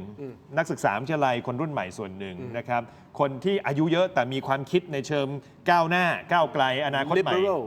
นะครับเสรีนิยมมากๆส่วนหนึ่งไม่ผิดเลยผมยินดีมากที่สังคมไทยเรามีพรรคทางเลือกแบบนี้แต่เขาอาจจะไม่ใช่กลุ่มที่มีแนวโน้มจะไปเลือกภูมิใจไทยซึ่งถูกมองว่าเป็นพรรคอนุนิยมชาติศาสนาพระกษัตริย์เพื่อไทยก็ถูกกล่าวหาว่ากลายเป็นพรรคอนุนิยมไปแล้วทั้งๆเมื่อก่อนถูกกล่าวว่าเป็นพรรคล้มเจ้าตอนนี้กลายเป็นพรรคถูกกล่าวว่าเป็นพรรคอวยเจ้าเพราะฉะนั้นเพื่อไทยก็เลยถูกผลักมาอยู่เป็นพรรคที่เราเรียกว่าเมนสตรีมนะฮะเป็นพรรคกลางๆไม่ได้มีนโยบายสุดตรงไปทางใดทางหนึ่งเพราะฉะนั้นถ้าวิเคราะห์กันในเชิงแนวนโยบายเนี่ยโอกาสที่คะแนนเสียงมันจะถูกแย่งกันระหว่างสีแดงกับสีน้ำเงินเนี่ยมันมากกว่าที่น้ำเงินกับส้มจะแย่งกันเพราะฉะนั้นถ้าส้มจะชนะก็คือชนะแบบขาดลอยชนะแบบที่ว่าสีแดงสีน้ำเงินเนี่ยสู้เขาไม่ได้แต่ถ้าคุณอยากจะให้น้ำเงินแพ้หรือคุณกลัวน้ำเงินจะกลับมาในบางพื้นที่เนี่ยส้มสู้ไม่ได้เลือกแดงนี่หรออันนี้ผมถามเห็นไหมคุณทีนถามท่านผู้ชมก็ต้องตั้งคำถามคุณปูทางมาอย่างนี้ก็เหมือนเราเลือกแดงใช่ไหมล่ะเอาอย่างนี้คุณจะเลือกสีอะไรก็แล้วแต่ถ้าคุณรู้ว่า2พรรคนี้ซึ่งไม่ใช่พรรคส้มมันขับเคี่ยวกันแล้วคุณไม่อยากให้น้ำเงินชนะเนี่ยถ้าอีกพรรคหนึ่งสีเขียวสีเทาสีแดงสีขาวสีเหลือง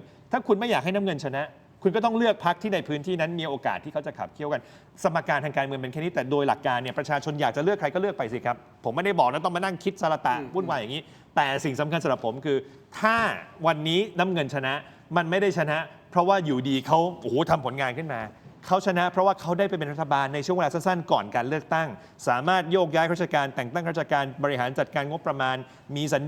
ญาแต่งตั้งคนในบุคคลที่มีบทบาทสำคัญและใครล่ะคือคนที่ไปโหวตให้เขาก็คือพรรคส้มที่คุณพิธาอดีตแคนดิเดตพรรคส้มเนี่ยไม่ได้เป็นนายกเพราะว่าพรรคคุณอนุทินและก็สวที่ไม่ได้มาจากการเลือกตั้งเนี่ยไม่ได้โหวตให้ในขณะที่พรรคสีแดงเขาโหวตให้นะครับพรรคสีแดงโหวตให้พรรคส้มนะแต่โหวตแล้วมันโหวตไม่ผ่านเขาก็ตั้งรัฐบาลเอาละวันนี้ใครจะผิดใครจะถูกประชาชนตัดสินแต่ผมว่าท่านต้องคิดดีๆว่าถ้าเกิดท่านปล่อยให้พรรคการเมืองที่วันหนึ่งพูดอย่างอีกวันหนึ่งทำอย่างได้รับคะแนนเสียงไปอย่างเงี้ยแล้วการเมืองที่เราโหยหาอยากให้การเมืองมีสัจจะรักษาคำพูดมันจะกลับมาได้ยังไง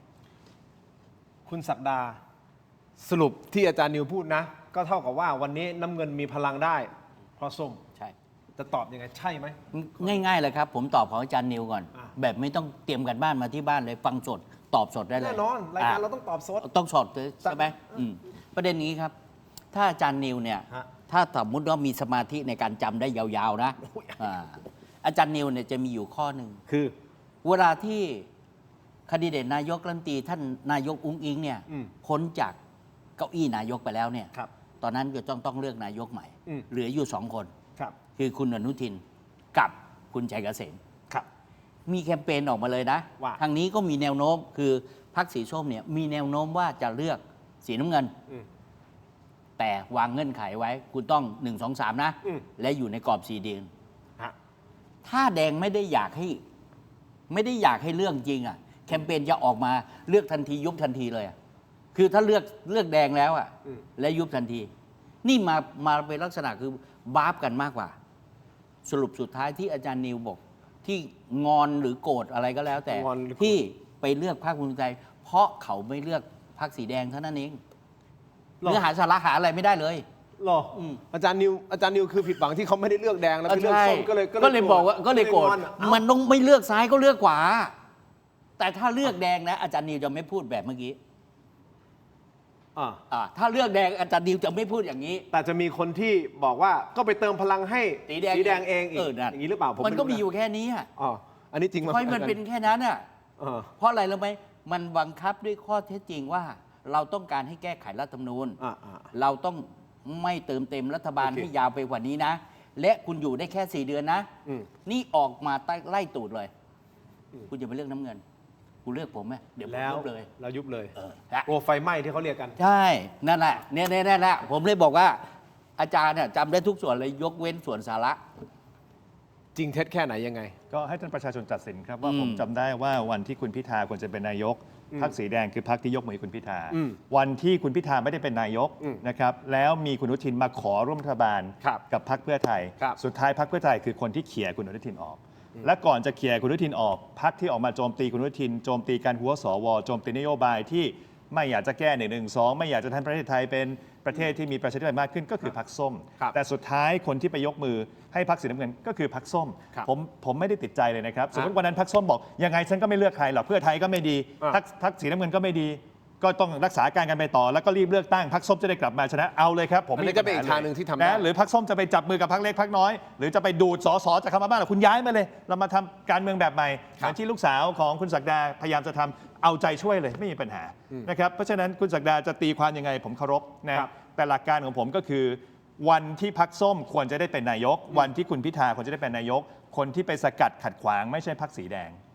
แต่คือคุณอนุทินคือสวที่ไม่ได้จากการเลือกตั้ง แล้ววันนี้ทำไมคุณถึงปล่อยให้พรรคอย่างเนี้ยที่ทำให้คุณพิธาไม่ได้เป็นนายกเนี่ยกลับมาสยายปีกได้คำถามผมมีแค่นี้เท่านั้นเอง โอเค ผมแค่อยากจะฝากไปที่ประชาชนที่กำลังจะไปเลือกวันที่8เนี่ย ครับ ท่านต้องคิดคำถามข้อนี้ดีๆคำถามข้อแรกคือถ้าสมมติคุณบอกยังไงฉันก็จะเลือกพรรคส้มไม่มีปัญหาครับเป็นสิทธิ์ของท่าน ครับ แต่ถ้าเกิดท่านเลือกพรรคส้มไปแล้วและในอนาคตเนี่ยพรรคอื่นที่ไม่ใช่พรรคส้มเขาจะทำแบบที่พรรคส้มทำบ้างแหละวันนี้บอกฉันจะให้พิธาเป็นนายกแต่พิธาไม่ได้ยกเพราะพรรคสีน้ำเงินอีกวันหนึ่งฉันก็ยกมือให้สีน้ำเงินเพราะฉันกลัวว่าถ้าไปยกให้แดงอาจจะเข้ามาแย่งคะแนนกับส้มได้ ท่านต้องตั้งคำถามนะครับว่าแล้วท่านจะส่องกระจก แล้วตอบคำถามตัวเองยังไง เวลาบอกว่าอยากได้การเมืองที่มีสัจจะการเมืองที่มีมาตรฐาน แต่ตัวท่านเองอ่ะที่ไปหย่อนบัตรเนี่ยท่านอาจจะทำตัวไม่ได้ต่างกับนักการเมืองข้อที่หนึ่งนะข้อที่สอง ฮะ เมื่อกี้คุณดินถามว่าใน ครับ บางพื้นที่ที่สีน้ำเงินกับสีแดงเขาขับเคี่ยวกันเนี่ยอันนี้คือตัวเลขในเชิงสมการทางการเมืองพื้นฐาน ครับ ท่านต้องยกตัวอย่างนะหรือถ้าคุณศักดามี Data มีข้อมูลอาจจะต้องชี้แนะผมไม่ค่อยพบตัวอย่างของพื้นที่ที่สีน้ำเงิน และสีส้มเนี่ยเขาขับเคี่ยวกันมาแรงๆส่วนใหญ่ในบางพื้นที่โดยเฉพาะพื้นที่ที่มีการดูดสสดูดบ้านเล็กบ้านใหญ่เนี่ยความผูกพันที่มีกับเฮ้ยคนนี้เคยอยู่เพื่อไทย แต่วันนี้มาอยู่สีน้ำเงินแล้วฉันจะเลือกใครดีถูกไหมครับมันไม่ได้เป็นลักษณะของการที่บอกเฮ้ยฉันจะเลือกสีน้ำเงินหรือสีส้มดีพรรคบางพรรคหรือพื้นที่บางพื้นที่อย่างเช่นกรุงเทพอย่างเงี้ยที่เราวิเคราะห์กันว่าโอ้โหกรุงส้มมหานครพื้นที่ในเมืองหลวงเมืองใหญ่พื้นที่ที่เป็นเมืองมหาวิทยาลัยพรรคส้มอาจจะกวาดได้เยอะไม่มีปัญหาเลยครับคุณหาเสียงคุณกวาดไปได้เลย เพราะฉะนั้นคนที่อยากจะคิดแบบฉันชอบใครฉันเลือกคนนั้นไม่มีปัญหาตรงไปตรงมา แต่บางคนเนี่ยเขาคิดลึกกว่านั้นเขาคิดว่าฉันต้องการรัฐบาลหน้าตาแบบไหน แล้วถ้าเกิดฉันต้องการรัฐบาลหน้าตาที่ไม่มีสีน้ำเงิน ไม่มีคุณอนุทินหรือแม้มีคุณอนุทินแต่คุณอนุทินจะไม่มีเสียงพอที่จะเป็นนายก ฉันต้องเลือกใครระหว่างส้มกับแดง เพราะวันนี้มันชัดเจนค่อนข้างชัดเจนนะครับว่าส้มเนี่ยแนวโน้มที่จะไปจับกับสีน้ำเงินที่เขายกมือให้เนี่ยมันอาจจะน้อยแต่สีแดงเนี่ยเขาบอกว่าเขาฟังเสียงประชาชนถูกไหมเพราะฉะนั้นท่านก็ต้องถามว่าถ้าเกิดคุณเลือกน้ำเงินมาให้มันขัดเคี่ยวกับส้มโอกาสที่น้ำเงินจะตั้งรัฐบาลได้มันอาจจะสูงกว่าถ้าแดงมีโอกาสในการจะเป็นแกนนำในการจัดตั้งรัฐบาลแล้วผมย้ำอีกครั้งนึงนะครับว่าอุดมการณ์เชิงความคิดทางประชาธิปไตยระหว่างพรรคสีแดงกับพรรคสีส้มเนี่ยมันใกล้เคียงกันมากกว่าเขาคือพรรคที่อยากจะแก้รัฐธรรมนูญเขาคือพรรคที่เคยถูกกล่าวหาว่าเป็นพรรคล้มเจ้าเพราะเขามีแนวคิดอยากจะทำให้สังคมไทย ก้าวพ้นจากปัญหา112เขาเป็นพรรคที่ยืนยันตรงกันทั้งส้มและแดงว่าไม่เอาสวที่มาจากการแต่งตั้งเขาเป็นพรรคที่ชัดเจนทั้งส้มและแดงว่าเขาไม่เอาสารรัฐธรรมนูญที่มีอำนาจบาดใหญ่แต่พรรคสีน้ำเงินไม่ได้คิดแบบนั้นผมถึงถามโหวตเตอร์ไงว่าวันนี้พรรคส้มไปเลือกน้ำเงินไปแล้วน้ำเงินคะแนนเสียงขึ้นมาเป็นที่1ที่2แล้วท่านจะเลือกใครคำถามผมมีแค่นั้นเองถ้าท่านอยากจะเลือกคนที่ทำตามที่ท่านต้องการท่านต้องถามว่าเลือกไปแล้วเนี่ยอัตราส่วนหรือคะแนนที่มันสู้กันระหว่างแดงส้มน้ำเงินเนี่ยมันเป็นอย่างที่ท่านต้องการได้ไหมแล้วผมพูดประเด็นสุดท้ายนะถ้าสุดท้ายแล้วงานนี้ออกมาน้ำเงินได้ตั้งรัฐบาลแล้วส้มไม่ได้เป็นรัฐบาลถ้าต้องถามครับว่าใครคือคนที่ได้น้ำเงินเนี่ยมีเสียงได้เยอะขนาดนี้เพื่อไทยคือคนที่เตะคุณอนุทินออกเพื่อไทยคือคนที่อนุทินออกมาพูดเรื่องคลิปเสียงกัมพูชาในวันเดียวกันที่คลิปหลุดออกมาถามว่าวันนี้คุณอนุทินมาโจมตีอะไรพรรคส้มไหมนอกจากที่เรื่องประกันสังคมอะไรเนี่ยผมยังไม่เห็นนะแต่วันที่คุณอนุทินออกมาซัดคุณแพทองธารนั่นคือการแสดงจุดยืนชัดเจนแล้วว่าเขาไม่เอาแล้วกับพรรคแดงแต่ถามว่าพรรคส้มไปโหวตให้เขาแล้ววันนี้พรรคส้มจะบอกว่าไม่เป็นไรเดี๋ยวฉันเป็นพระเอกเองเพราะสุดท้ายแดงกับน้ำเงินก็ไปร่วมกันอยู่ดีเอาก็ถ้าเกิดคุณไม่อยากเข้าร่วมกันคุณก็อย่าปล่อยให้น้ำเงินเนี่ยมีกำลังในทางการเมืองพุ่งขึ้นมาเท่านั้นเองเพราะท่านไหนจะไปเลือกเนี่ยถ้าท่านจะคิดตรงๆง่ายๆว่าฉันชอบคนนี้ก็เลือกคนนี้ได้มีปัญหาแต่ถ้าเกิดเลือกไปแล้วผลมันตรงกันข้ามที่ท่านต้องการท่านต้องคิดลึกๆนะครับว่าการเมืองตอนนี้มันไม่ได้มีแค่2 พรรคมันมี3 พรรคใหญ่ที่กำลังจะแย่งคะแนนเสียงกันท่านต้องเลือกให้ดีว่าท่านอยากให้รัฐบาลที่ออกมาเนี่ยเป็นหน้าตาแบบไหนคณิตศาสตร์ฮะคณิตศาสตร์คุณศักดาจะมีอะไรจะพูดเพิ่มเติมไม่งั้นผมจะไปประเด็นต่อแล้วฮะสั้นๆอย่างนี้ครับสั้นๆเชิญฮะสั้นๆในเชิงอัตลักษณ์ของพรรคเนี่ยเอาแค่3 พรรคนี้แล้วกันผมกลับมองว่าพรรคเพื่อไทยเนี่ยเป็นพรรคที่เคยนำเสนอเชิงนโยบายและก็มีบุคคลที่ค่อนข้างที่จะประสบความสำเร็จในการทำนู่นนี่คือธุรกิจส่วนตัวแล้วก็เข้าสู่แวดวงการเมืองเหมาะสำหรับเป็นผู้บริหารในเชิงนโยบายได้แล้วก็นำเสนอเรื่องนโยบายโดยตลอดโดยเฉพาะท่านนายกทักษิณนี่ถือว่าเป็นต้นแบบแต่สิ่งที่พรรคเพื่อไทยยังอยู่ในความทรงจำของคืนนโยบายก็สร้างแต่ส่อไปในทางทุจริตก็เคยมีแล้วจนเกิดเป็นผลเป็นคดี และคนก็ติดตาตึงว่า2 เรื่องสำหรับ2 พรรคของพรรคเพื่อไทยส่วนอีกพรรคหนึ่งเนี่ยก็คือพรรคภูมิใจไทยพรรคภูมิใจไทยเนี่ยที่ผ่านมาเนี่ยเขาขายตัวบุคคลแล้วมาสู่การเป็นบ้านใหญ่ทุกวันนี้ก็เอาเรียนแบบมานะทุกวันนี้เนี่ยยังไม่เห็นความโดดเด่นของเชิงนโยบายที่นำเสนอต่อประชาชนเลยแต่อาศัยความมีพลังของตัวตนในระดับเขตซึ่งเราจะไม่ชัดเจนว่าพรรคนี้ขายนโยบายหรือขายมีความเป็นอนุรักษ์นิยมที่ไม่กล้าขายแต่ไปจับนู่นนี่นั่นไว้หลังบ้านแต่ผมมองว่าพรรคอนาคตใหม่พรรคก้าวไกลหรือพรรคประชาชนเนี่ยยังไม่มีประสบการณ์ในการบริหารเลยมีแต่ความเชื่อมีแต่เชิงอุดมคติสิ่งที่ผมเห็นและเชิงประจักษ์และโดดเด่นนะนั่นก็คือการที่ยังไม่มีการแปดเปื้อนเลยแต่ข้อด้อยก็คือยังไม่เห็นฝีไม้ลายมือในการบริหารราชการเลยแต่สิ่งที่ตระหนักได้ก็คือเขาทำหน้าที่ในการตรวจสอบเมื่อมาเป็นฝ่ายค้านแค่ 2-3 สมัยนั้นได้โดดเด่นชัดประการสำคัญเนี่ยคนเนี่ยเกิดขึ้นใหม่มากมีคนเจนเหล่านี้เนี่ยเยอะเขาครองใจคนเจนเหล่านี้ไว้ได้และคนเจนเหล่านี้แม้มีสถานการณ์อะไรก็ไม่ได้หวั่นไหวกับสถานการณ์อันนี้เป็นมุมมองของวิวัฒนาการของสังคมไทยและก็สังคมการเมืองไทยก็ให้ทั้ง2 ท่านได้อธิบายนะครับผู้ชมครับแต่ด้วยประเด็นอื่นๆที่ผมมีอยู่คุณผู้ชมคิดเห็นอย่างไรก็โหวตกันเข้ามานะทักทายเข้ามาเอาเป็นว่าไม่งั้นเดี๋ยวมันจะไปเรื่องนี้ยาวผมขอไปอันนี้ประเด็นสำคัญก็คือวิพากษ์วิจารณ์กันเยอะกรณีของดร.รัชดาธนาดิเรกท่านเป็นผู้สมัครสสบัญชีรายชื่อพรรคภูมิใจไทยท่านโพสต์ Facebook เอาโพสต์ขึ้นมาได้เลยนะฮะโดยระบุเนื้อหาใจความก็คือบอกว่าพรรคประชาชนมีนโยบายจะให้แรงงานต่างด้าวหรือแรงงานข้ามชาติมีสิทธิ์เลือกตั้งและสมัครเป็นบอร์ดประกันสังคมได้โดยนโยบายข้อ 14 ของทีมประกันสังคมก้าวหน้าที่เคยประกาศไว้ในช่วงการหาเสียงเลือกตั้งบอร์ดประกันสังคมเมื่อปี 2566 พร้อมตั้งคำถามว่าพรรคประชาชนเห็นด้วยกับเรื่องนี้หรือไม่และหากไม่เห็นด้วยเหตุใดจึงปล่อยให้มีการใช้หาเสียงจนชนะเลือกตั้งบอร์ดคุณรัชดาโพสต์แบบนี้จนคุณไอซ์สวนฮะรวมถึงคุณเท้งณัฐพงศ์และคุณหมายศิริกัญญาก็ออกมาให้ความเห็นเรื่องนี้ว่ายืนยันว่าพรรคประชาชนไม่มีนโยบายให้แรงงานข้ามชาติเป็นบอร์ดประกันสังคมอันนี้แย้งทันทีเลยนะครับระหว่างที่คุณไอซ์รัชนกลงพื้นที่หาเสียงที่สุโขทัย ยืนยันฮะเขาบอกว่าตรวจสอบในเว็บไซต์ได้เลย และมองว่าการถูกรุมกินโต๊ะในช่วงโค้งสุดท้ายอันนี้เป็นความพยายามในการทำลายหรือเปล่า เป็นความพยายามในการสกัดขาหรือเปล่าในช่วงโค้งสุดท้ายในการเลือกตั้ง ขณะที่อีกท่านหนึ่งซึ่งเคยมานั่งในรายการถกไม่เถียงนะครับ อาจารย์จักรก็คืออาจารย์สัทธรัมธรรมบุษดีซึ่งเป็นกรรมการประกันสังคมนะครับของผู้ใช้แรงงานนะฮะก็ออกมาโพสต์ข้อความโต้กลับยาวมากนะครับโดยใจความสำคัญก็คือว่ายืนยันว่าทีมประกันสังคมก้าวหน้าไม่มีนโยบายให้แรงงานข้ามชาติลงสมัครบอร์ดประกันสังคมเพราะติดข้อจำกัดทางกฎหมายไทยพร้อมโต้กลับว่าพรรคภูมิใจไทยพยายามบิดเบือนประเด็นเพื่อโหนกระแสชาตินิยมในช่วงโค้งสุดท้ายและการเลือกตั้งเนื่องจากคะแนนนิยมตกต่ำอ้าวถามทั้งสองท่านฮะอาจารย์นิวคิดว่าทำไมถึงมาในช่วงนี้ทั้งที่เรื่องนี้มันน่าจะคุยมาตั้งแต่ปี 66 แล้วนะฮะแต่กลายมาเป็นระเบิดย้อนกลับมาถล่มพรรคในช่วง 7 วันสุดท้ายก่อนการเลือกตั้งแบบนี้อันนี้ก็เป็นแทคติกการหาเสียงเหมือนกันใช่หรือ แน่น ไม่ อนครับและผมจะไม่แปลกใจเลยว่าวันนี้วันที่ 2 กุมภาวันที่ 3 4 5 6เนี่ยมันจะมีระเบิดอะไรมีความลับมีเซอร์ไพรส์มีอะไรออกมาเนี่ยไม่ต้องกังวลใจเลยคุณทินจะได้รายงานข่าวอย่างสนุกเพราะนี่คือการเมืองครับและผมก็จะไม่พอใจมากถ้าสมมติพรรคส้มไปบอกอุ๊ยไม่ได้นี่เธอมาใส่ร้ายฉันไม่ได้คุณต้องถูกวิจารณ์ถูกไหมคุณทำนโยบายคุณถูกวิจารณ์เหมือนที่คุณศักดาพูดเนี่ยคุณเป็นนักการเมืองติชมโดยสุจริตคราวนี้ปัญหามันอยู่ตรงที่ว่ามันก็มีคำถามที่ดีนะว่าถ้าเรื่องนี้มันสำคัญและมันเกิดมาสักพักหนึ่งแล้วทำไมเอามาเก็บมาช่วงมาพูดตอนนี้ก็จะตอบได้ว่ามันคุณมุ่งผลทางการเมืองคุณไม่ได้มุ่งผลในการแก้ไขปัญหามันก็ตอบคำถามแบบนั้นได้แต่ผมอยากจะยืนยันอีกครั้งหนึ่งว่าพรรคส้มเนี่ยหรือพรรคอนาคตใหม่ก้าวไกล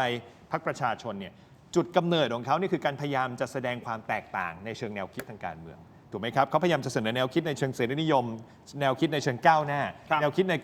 เชิงว่าเราไม่จำเป็นต้องมาคิดแบบโบราณซึ่งก็ดีนะครับมันก็มีแนวคิดหลายแบบให้เราพิจารณาเลือกกันไอแนวคิดเรื่องประกันสังคมเนี่ยเราต้องยอมรับนะว่าสังคมไทยมันไม่ได้มีแต่คนกรุงเทพอย่างเดียวเราเป็นประเทศที่หลอมรวมคนหลายเชื้อชาติเข้ามาแรงงานต่างด้าวก็เยอะแล้วถ้าเกิดสมมติแรงงานต่างด้าวไม่ได้รับการปฏิบัติอย่างเป็นธรรมระบบเศรษฐกิจเราก็เจ๊งเหมือนกันนะครับนะผมอยู่ที่อังกฤษมาจะ10 ปีเนี่ยใช้ชีวิตอยู่เนี่ยมีปัญหามากนะครับคนผิวขาวคนอังกฤษแท้ๆเนี่ยไม่อยากทำงานบางที่เนี่ยไปมีแต่แขกมีแต่ชาวต่างชาติเข้ามาแต่เขาดูแลดีไงเข้ามาแล้วคุณมีสวัสดิการสังคมที่ดีทุกคนมาอยากจะแย่งกันมาขึ้นเรือข้ามจากฝรั่งเศสมาไม่กลัวตายเพราะฉันรู้ว่าฉันมาถึงอังกฤษแล้วระบบสาธารณสุขทุกอย่างเป็นธรรมกฎหมายเป็นธรรมจะต้องจนแค่ไหนต้องแพงแค่ไหนแต่ฉันก็มีกินอยู่อย่างเล็กน้อยอันนี้คือแนวคิดพื้นฐานเลยนะแล้วประเทศเพื่อนบ้านเราเนี่ยวันนี้ GDP เขาอย่างเวียดนามเนี่ยเขาไม่สนใจไทยแล้วนะครับแล้วเกิดวันดีคืนดีแรงงานที่เคยมาอยู่บ้านเรามาทำความสะอาด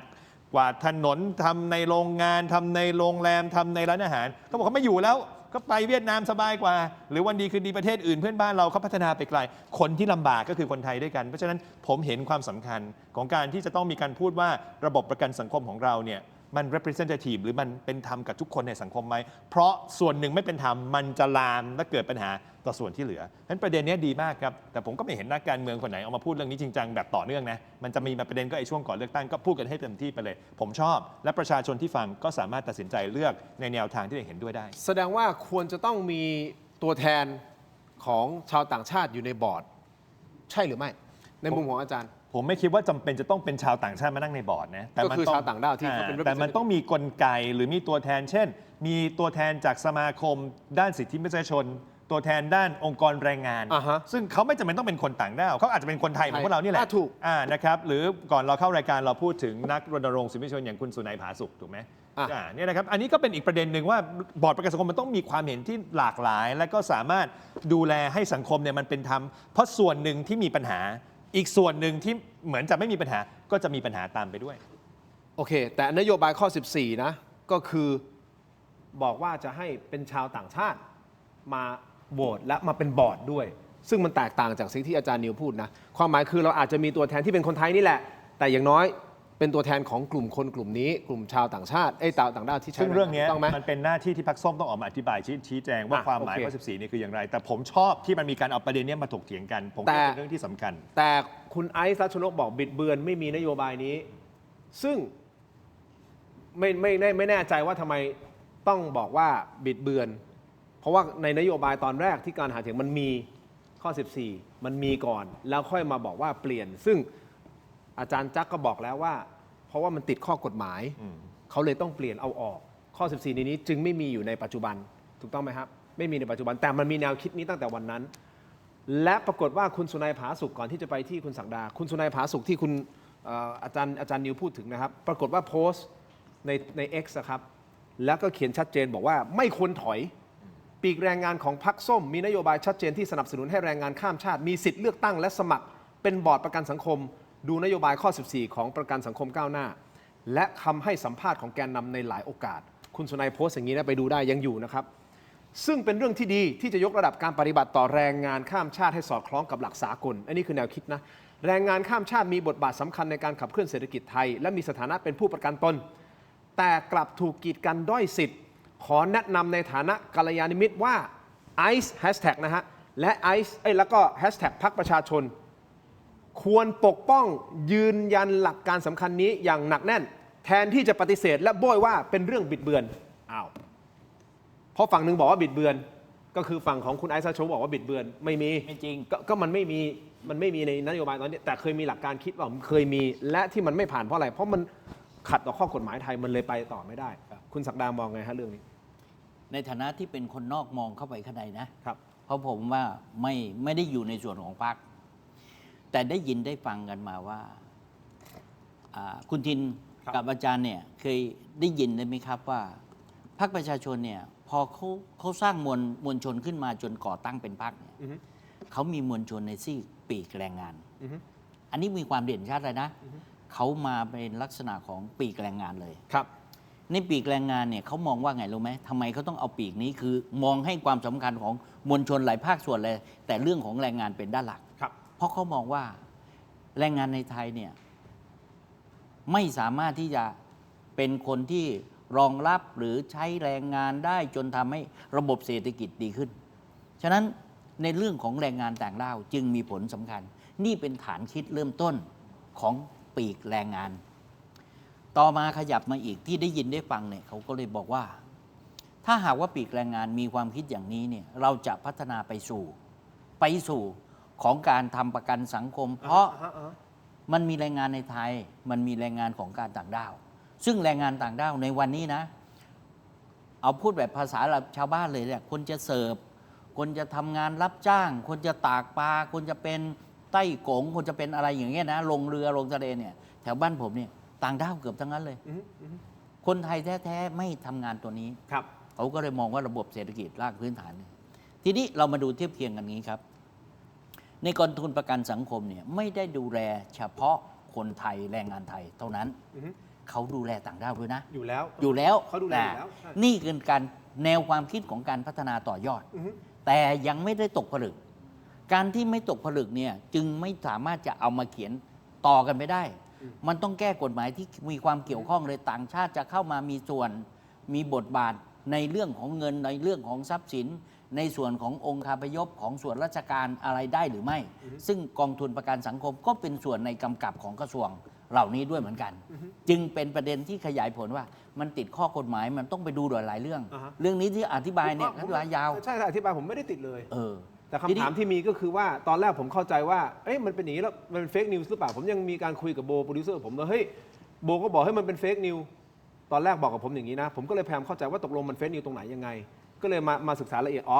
คือจริงมันไม่มีอยู่ในนโยบายณตอนนี้แต่มันเคยมีแนวคิดนี้ก่อนหน้านี้แค่มีแนวคิดแต่ไม่สามารถตกผลึกแล้วเพราะว่ากฎหมายสามารถสร้างขึ้นมาจนเป็นนโยบายของพรรคได้มันติดกฎหมายใช่ต้องไหมครับประการสำคัญอีกประการหนึ่งเราจะเห็นความโดดเด่นที่ผมบอกว่ามีปีกแรงงานในส่วนขององค์คาพยพในนามของพรรคนะวันนี้สิ่งที่โดดเด่นพอสมควรอยู่แถวหน้าในหลายๆเรื่องหนึ่งในนั้นก็คือการต่อสู้ดิ้นรนให้กับซีกของแรงงานไม่ว่าประกันสังคมในเรื่องของแรงงานที่ไอ้และก็คุณเนมที่ชลบุรีเป็นคนดำเนินการแน่นอนครับเมื่อมาทางไหนก็ต้องไปทางนั้นเราก็ถูกเขาตีกลับในกลยุทธ์ทางการเมืองผมมองว่าเป็นเรื่องปกติจึงเป็นที่มาของคนที่จะตีเรื่องนี้เนี่ยก็ต้องถามว่าคุณรัชดาชั่วโมงนี้ผมภูมิใจไทยก็เป็นไปได้ก็เลยออกมาเขาแค่ถามเลยไงว่ารู้เรื่องเห็นเรื่องนี้หรือเปล่าเคยประกาศไว้เรื่องนี้ฉะนั้นในเชิงกลยุทธ์ของการต่อสู้แข่งขันในทางการเมืองแน่นอนเมื่อ เมื่อพรรคประชาชนโดดเด่นในเรื่องของแรงงาน ฉะนั้นการตั้งข้อสังเกตในซีกในความคิดมุมมองทางแรงงานจึงเป็นเรื่องปกติ อีกตัวอย่างที่จะเห็นและชัดเจนและสอดคล้องนะ ขอกระชับเลยครับท่าน ประโยคเดียวสั้นๆแล้วครับ มีส้มไม่มีเทา คุณเห็นไหมว่า พอมีส้มไม่มีเทา หลังจากนั้นแรงกระแทกเรื่องของเทาเข้ามาที่ส้มเลย เป็นเรื่องเดียวกัน โอเค ปืนชนิดเดียวกันที่ยิงไปก็กลับมาชนิดนั้นแหละ ฉะนั้นในเรื่องของการถูกซักถามตั้งข้อสังเกตหรือติชม ในเรื่องของแรงงาน ซึ่งไม่มีอยู่จริง และไม่ได้ตกผลึกจนถึงเอามาใช้เป็นนโยบายของพรรคแสดงว่าคนถามยังไม่ศึกษาให้ละเอียด โอเค อ่ะ เอาเป็นว่าจริงๆ เรื่องนี้ถ้าให้ความเป็นธรรมก็ต้องถามกับ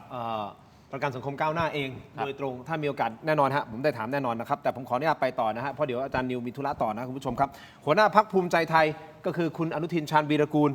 ท่านเป็นนายกรัฐมนตรี และเป็นแคนดิเดตนายกด้วยนะครับ ก็ไปร่วมปราศัยหาเสียงผู้สมัครนะครับ หาเสียงช่วยผู้สมัครสสปทุมธานีพรรคภูมิใจไทยทั้ง 8 เขตนะครับ ก่อนการเริ่มปราศัยในเวลา 18 นาฬิกาที่ผ่านมาของเมื่อวานนี้นะครับ คุณอนุทินพร้อมแกนนำพรรครวมถึงผู้สมัครสสปทุมธานีทั้ง 8 เขต ได้ร่วมยืนตรงเคารพธงชาติเคารพเพลงชาติ จึงเริ่มการปราศัยคุณอนุทินกล่าวว่าเมื่อสักครู่พวกเราร้องเพลงชาติไทยไปด้วยกัน รู้สึกหรือไม่ว่าช่วงนี้เพลงชาติไทยเพราะกว่าปกติที่พวกเราเคยได้ยินมา มีใครเอามือไขว้หลังแล้วยืนเฉยๆหรือไม่โอ้โหฟังครับ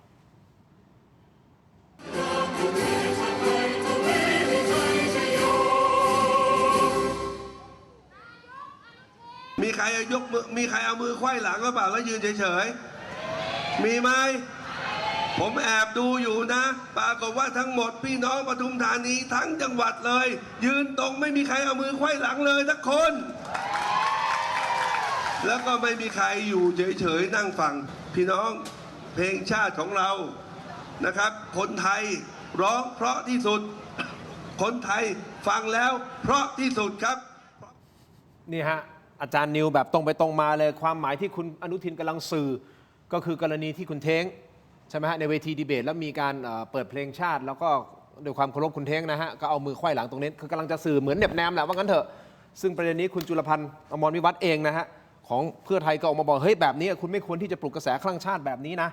อย่าผูกขาดความรักชาติคือเหมือนกับทำให้ประชาชนแตกแยกต้องเลือกกันระหว่างรักหรือไม่รักชาติอันนี้ถามแบบ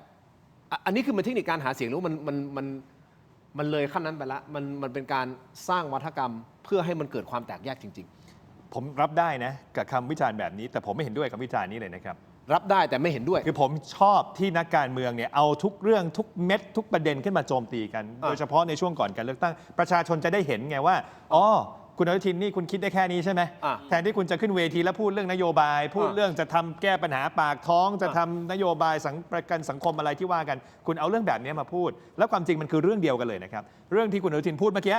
กับที่คุณรัชดาพูดเนี่ยมันคือเรื่องเดียวกันเพราะอะไรเพราะจุดยืนหรือวิธีคิดของพรรคภูมิใจไทยก็คือการพยายามเจาะเข้าไปในฐานเสียงซึ่งถูกปลุกเร้าด้วยเรื่องของชาติศาสนาพระมหากษัตริย์เรื่องว่าพวกนี้จะเอาต่างชาติมาเป็นมาอยู่ในประกันสังคมจะยอมให้ต่างชาติมาเกี่ยวข้องกับเงินภาษีพวกเราได้ยังไงนะต้องให้เงินทหารนะครับพี่น้องทหารเป็นยังไงแต่ปรากฏตอนคุณอนุทินเข้ามานี่รู้สึกทหารขาขาดแขนขาดกันเพิ่มขึ้นนะครับเพราะฉะนั้นผมถึงบอกไงว่าเรื่องนี้พูดไปเลยครับเพราะโหวตเตอร์เขาจะรู้ว่าไอ้สิ่งที่คุณอนุทินมาพูดไอ้เรื่องไขว้หลังอะไรเนี่ยนะครับมันเป็นเนื้อหาสาระที่แสดงถึงกึ่นทางการเมืองหรือแสดงถึงความไม่รู้จะไปสู้เรื่องอะไรก็เลยต้องปลุกระดมความรู้สึกแบบนี้และโทษนะในทางสากลเนี่ยนะครับคุณไปดูเวลาเขาแข่งกีฬาโอลิมปิกสิวัฒนธรรมสากลทั่วโลกเนี่ยการเอามือไขว้หลังเนี่ยไม่ได้แปลว่าไม่สุภาพนะครับการเอามือไขว้หลังเนี่ยในบางประเทศคือการให้ความเคารพสุภาพบางประเทศเอามือไว้ข้างหน้าบางประเทศต้องเอามือตรง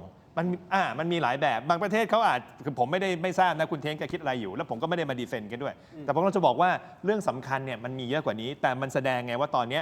พรรคแดงซึ่งเคยถูกโจมตีว่าทักษิณล้มเจ้าแล้ววันนี้ไปด่าเขาว่าเป็นทักษิณไปอวยเจ้าเนี่ยเขาผ่านมาหมดแล้วครับไอกระบวนการแบบนี้คุณศักดาก็ทราบดีอยู่กับพรรคเพื่อไทยมาก่อนผมถึงบอกว่าเรื่องนี้มันโหวตเตอร์ต้องคิดดีๆนะครับว่าท่านจะเอาการเมืองแบบไหน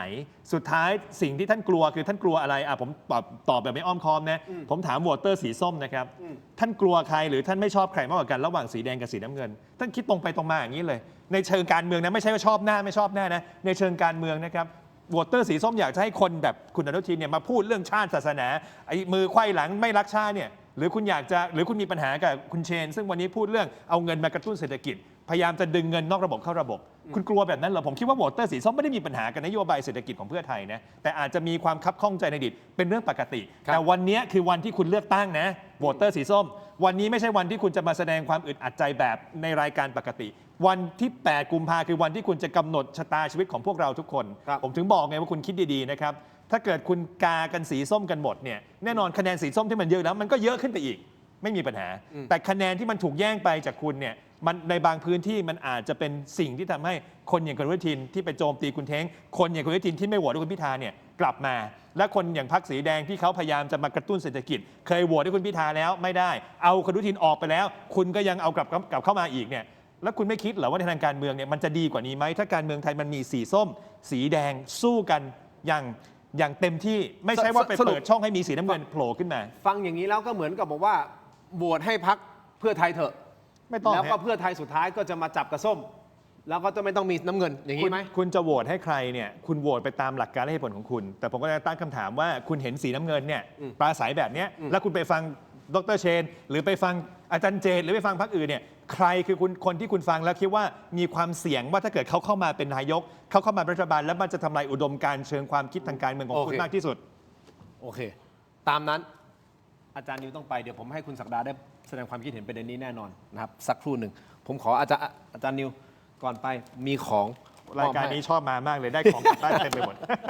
อย่าดมผมยังไม่ขายของนะแต่ผมขอขอบคุณก่อนอันนี้ไมบาซินนะครับขอบคุณครับก่อนนะครับเอาไปแจกลูกน้องแล้วก็นี่จากเพื่อนโอสถนะฮะยาดมสมุนไพรอันนี้ก็แจกลูกน้องทำงานกันหนักมากเนี่ยมียาดมไม่ได้นี่นะฮะมียาดมไม่ดมอันนี้ยาท่าน้ำขาวโอ้อันนี้ผมได้ใช้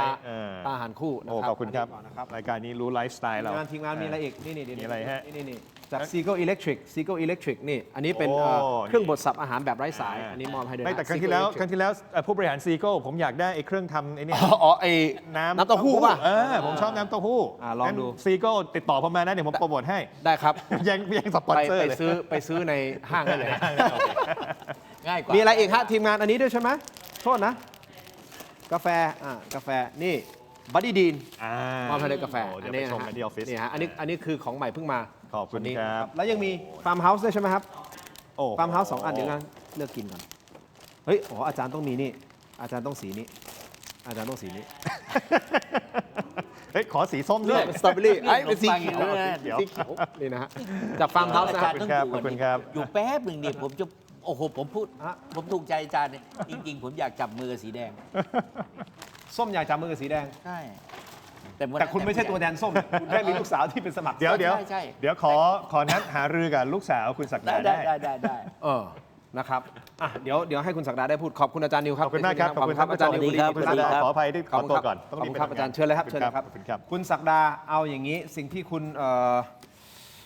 อนุทินพูดและอาจารย์นิววิเคราะห์แน่นอนแหละคุณศักดามองยังไงเอาประเด็นเรื่องของการที่ไปบอกว่าเคารพธงชาติแล้วเอามือไม่ค่อยมันไปสอดคล้องกับทั้งหมดที่ทางด้านของภูมิใจไทยก่อนหน้านี้ใช่ไหมครับออกมาพูดในแนวทางเนี้ยนะครับมันขออนุญาตพูดในหลักการก่อนสั้นๆเท่านั้นเองในหลักการนะโดยปกติเนี่ยเวลาที่เขาใ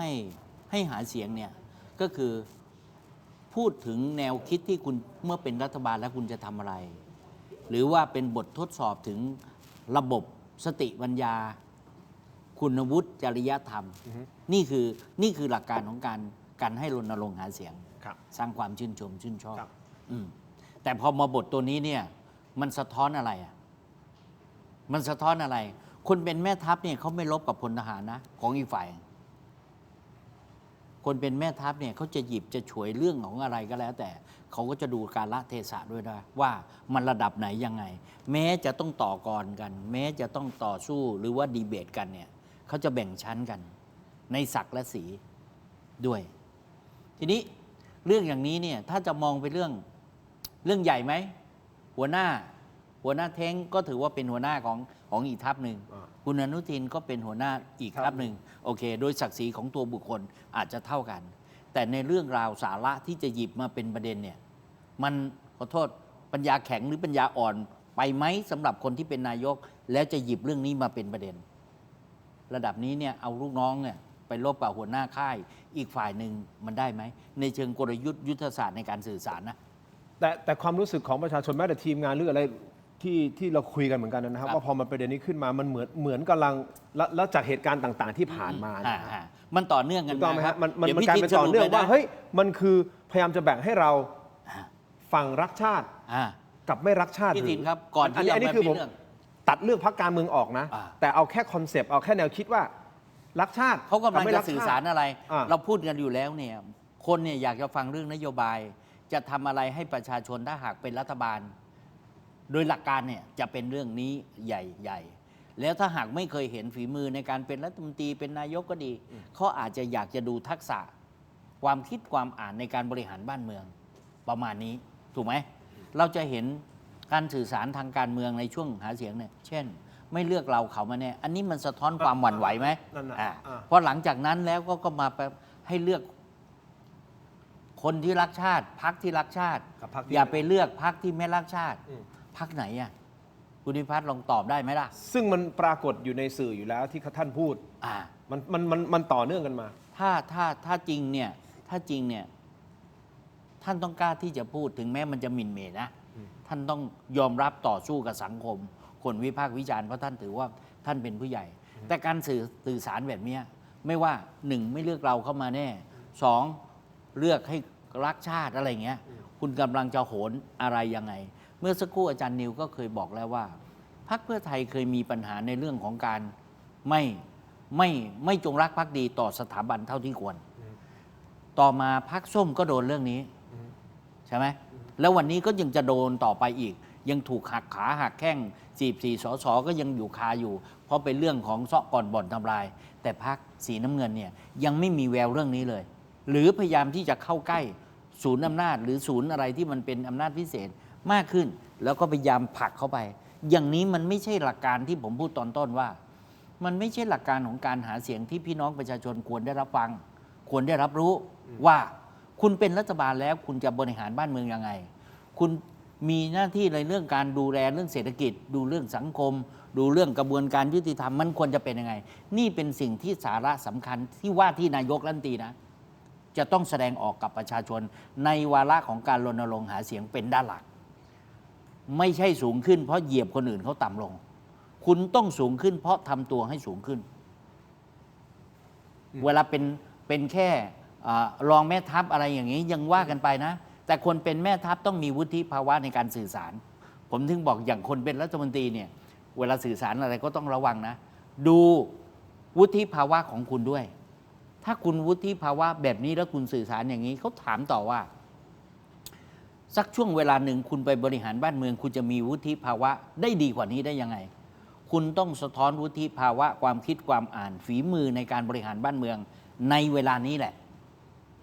แต่บางคนก็อาจจะมองว่านี่คือมุมที่เขาจะเล่นเพื่อที่จะดึงคะแนนเพื่อที่จะ คือ สร้างให้ชัดเจนไปเลยว่าเฮ้ยอยู่ฝั่งเราอย่าไปอยู่ มันก็ ฝั่งเขา สะท้อนถึงสติปัญญา วุฒิภาวะ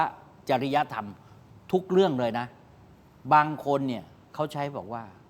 ผมจะรบกับใครก็ได้ แต่ผมไม่ยิงข้างหลัง ผมจะไม่เอาเรื่องเลวร้ายสกปรกใต้เข็มขัดมาชก แต่บางคนบอกไม่สนใจ ชกยังไงก็ได้ให้ผมชนะ โอเค อย่างเงี้ยมันก็เป็นมุมมอง อันนี้เนื่องจากมันเป็น วิธีคิด เราเป็นสังคมที่มีความหลากหลายอยู่แล้ว ครับ เพราะฉะนั้นมันก็มีแนวคิดที่แตกต่าง บางคนอาจจะเห็นด้วย บางคนอาจจะไม่เห็นด้วย บางคนอาจจะรู้สึกเฉยๆ บางคนอาจจะไม่ได้รู้สึกอะไรยังไง แต่พี่ทินครับ สิ่งที่เราสะท้อนเราหยิบไปพี่เทนหยิบประเด็นเรื่องนี้ขึ้นมา ผมวิพากษ์วิจารณ์ มันก็เป็นการวิพากษ์วิจารณ์ในมุมมองของแต่ละคน ถูกครับ ซึ่งคนเนี่ยเขาเอามุมมองที่พี่ดินหยิบมา เอามุมวิเคราะห์ที่ผมเห็นต่างไปพิจารณาเนี่ยเขาก็ได้ประโยชน์นะมันมองมุมนี้ได้ สุดท้ายมันถูกฮะคุณสดาพูดถูกสุดท้ายมันอยู่ที่คุณผู้ชมอยู่ที่ ครั โห บ วตเตอร์แหละครับที่จะเดินเข้าคูหาในวันที่ ครับ 8 กุมภาพันธ์คุณจะเลือกใครมันแล้วแต่เลยเราไม่ได้ ถ้าเห็น บกว่ ชอบแบบนี้ก็เลือกพรรคน้ำเงิน ราไม่ได้บอกว่าสิ่งที่คุณอนุทินพูดผิดหรือถูก ใช่ แต่กำลังจะบอกว่าแต่พูดแบบเนี้ย มันสะท้อนอะไรใน มัน มุมมองอีก มีผลอะไรก็คือถูกแบ่งออกมาว่าเฮ้ยมันเป็นคนรักชาติหรือไม่รักชาติหรือเปล่า เพราะว่ามันสอดคล้องมาจาก2-3 วัน 3-4 วันที่ผ่านมา มันมาในโทนนี้หมดเลย มาโทนในนี้ เราก็เลย ต่อไป วิเคราะห์ตามนี่คือแท็กติกหรือว่าเทคนิคที่เขาเล่นเพื่อที่จะแบ่งหรือเปล่า แล้วถ้าสมมติเกิดเป็นอย่างนั้นจริงผมไม่รู้จริงไม่จริงผมไม่ยืนยันข้อมูลนะครับ ครับ ไม่รู้จริงไม่จริงอยู่ที่คุณผู้ชมตัดสินนะถ้ามันเป็นอย่างนั้นจริงนั่นหมายความว่าถูกแบ่ง ให้รักหรือไม่รัก แล้วก็ต้องมาตีความอีกน้องๆก็ถามว่าอะไรคือรักชาติอะไรคือไม่รักชาติ ครับ ผมเชื่อว่าทุกคนน่ะรักชาติหมดแหละครับแต่อาจจะรักในรูปแบบของตัวเอง ซึ่งถามว่าเขาผิดไหมเขาจะรักชาติในรูปแบบของตัวเอง ไม่ผิดนะฮะเขาอาจจะรัก มัน ชาติ เป็น ในรูปแบบ อาจ นี้ จะเป็นประเพณีปฏิบัติสิ่งที่หัวหน้าพักประชาชนเนี่ยยืนก็ดี แล้วก็ท่วงทำนองท่าทีตอนมีเพลงชาติมาก็ดีเนี่ยผมว่าสังคมรู้แล้วล่ะแต่การที่ท่านนายกเนี่ยท่านนายกวันนี้และจะเป็นนายกต่อไปเนี่ยหยิบเรื่องนี้มาจี้มาจิกมาทำให้สังคมมองเนี่ยมันมองได้สองอย่างนะ โอเค ว่าวุฒิภาวะทำไมท่านนายกต้องเอาเรื่องนี้เขารู้อยู่แล้วบางทีมันได้สองมุมนะมันไปมันกลับได้เหมือนกันนะ ก็อันนี้ก็แล้วแต่อย่างที่บอก อืม สังคมมันเราหลากหลายมากๆเพราะ ครับ ฉะนั้นไม่ได้เป็นการยืนยันไม่ได้เป็นการตำหนิไม่ได้อะไรแค่วิเคราะห์ว่าจากเหตุการณ์เนี้ยมันไปสอดคล้องกับสิ่งที่มันเกิดขึ้น 2-3 วัน 3-4 วันที่ผ่านมา แล้วมันจะเกิดอะไรขึ้นในวันข้างหน้า เพียงแต่ถ้าพูดในนามส่วนตัวคือการรักชาติทุกคนรักอยู่แล้ว แต่รักในรูปแบบของตัวเอง ครับ ซึ่งเราก็ต้องเคารพในความหลากหลาย หลากหลาย ของคนถูกต้องไหมครับ ก็เท่านั้นเองไม่ได้แปลว่าผมจะเป็นสีส้มหรือสีเหลืองหรือสีชมพูหรือสีอะไรก็แล้วแต่ ใช่แต่ ผม วัน จะ นี้ สีอะไรก็แล้วแต่มันอยู่ในใจผมรู้อยู่แล้ว แต่วันนี้รู้สึกว่าซักแต่สีส้มเยอะนะ ก็ไม่ได้ว่านะ ก็คุณนั่ง ดี คุณเป็นลูกสาวคุณเข้าสีส้ม อ๋อ หรือจะให้ผมซักแดง ซักแดงใช่ไหมเอาแดงหน่อยก็ได้เอามาคุณผู้ชมครับ หลังจากปราศัยบนเวทีเสร็จเรียบร้อยของเมื่อวานนี้นะฮะคุณอนุทินชาญวิรุฬปรากฏว่า มีเหตุการณ์คุณป้าเสื้อแดงมา อืม อ่ะยังไงทีมงาน เปิดหน่อยสิคลิปเป็นยังไง ทีมงานบอกให้ผมแอคหน้าหล่อก่อนเพราะว่าตอนนี้กำลังโหลดคลิปอยู่โอเคมา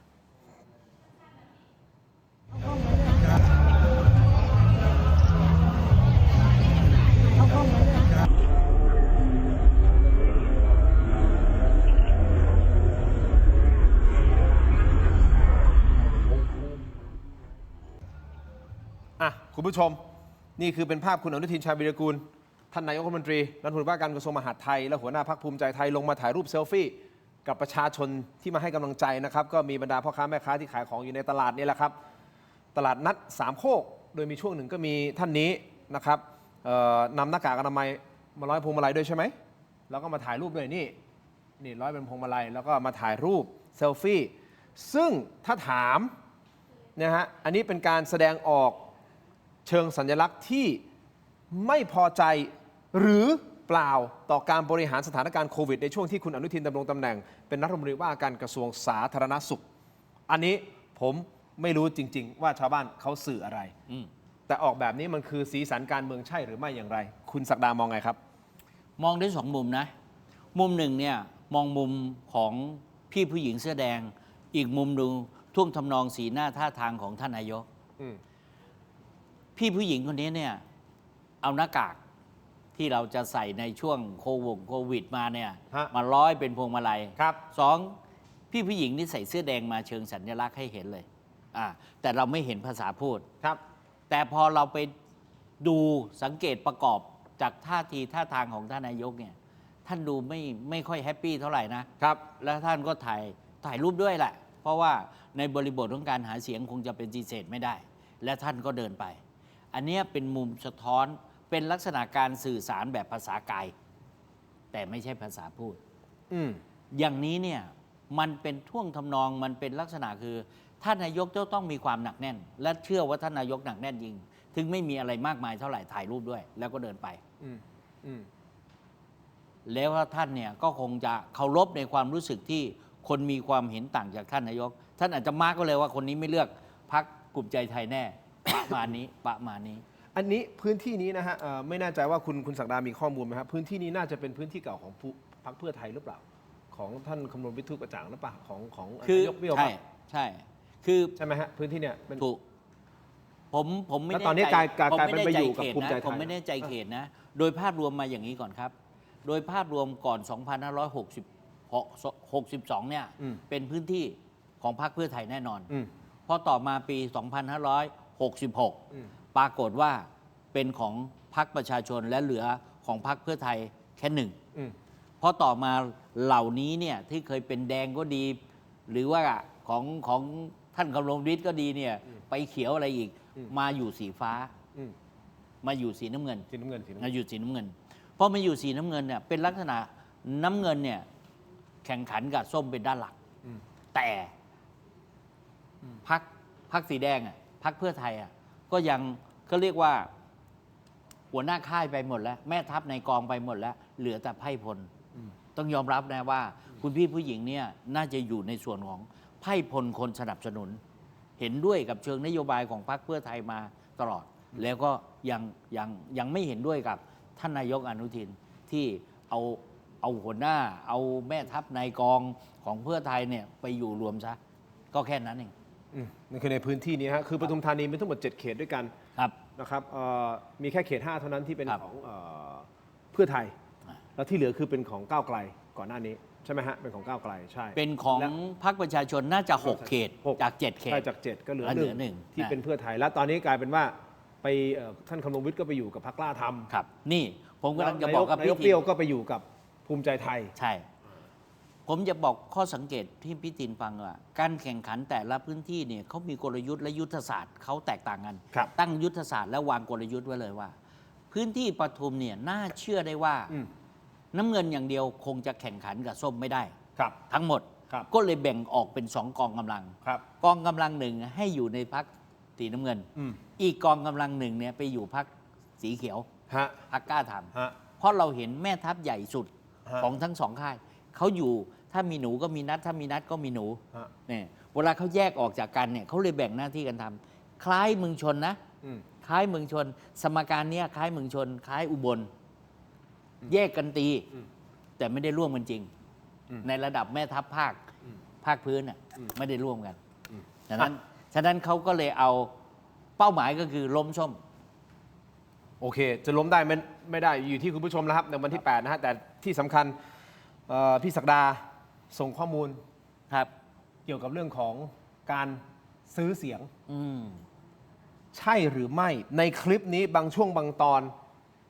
เดี๋ยวเราจะฟังกันนะฮะ และเดี๋ยวให้พี่ศักดาวิเคราะห์ให้มาบอกเรานิดนึงว่าพื้นที่ชลบุรีมีคนส่งมาให้เหรอ ได้มาอย่างไร และเป็นการซื้อเสียงจริงหรือเปล่าในพื้นที่เดี๋ยวขออนุญาตนะฮะก่อนที่จะไปฟังคลิป ขออนุญาตมอบของก่อนให้เลยนะครับคุณผู้ชมขอบคุณนะครับเม็ดอมซิงพลัสนะฮะผลิตภัณฑ์ไมบาซินจากเวเตอร์ฟาร์มานะครับมี 3 สูตรที่มีคุณประโยชน์จากวิตามินหลากหลายชนิดนะครับนี่ฮะ3 สูตรตรงนี้มอบให้กับพี่ศักดานะครับ ครับ เม็ดอมซิงพลัสวิตามินซีและโคคิเทนกลิ่นองุ่นมะนาวเม็ดอมซิงพลัสลูทีนและบิวเบอรี่กลิ่นแบล็คเคอร์เรนต์เม็ดอมซิงพลัสเบต้ากลูแคนกลิ่นสตรอเบอรี่นะครับซิงค์มีส่วนช่วยในการทำหน้าที่ของระบบภูมิคุ้มกันและกระบวนการต่อต้านอนุมูลอิสระ ถ้าเจ็บคอไอหรืออยากเสริมภูมิคุ้มกันเลือกไมบาซินจากเวเตอร์ฟาร์มา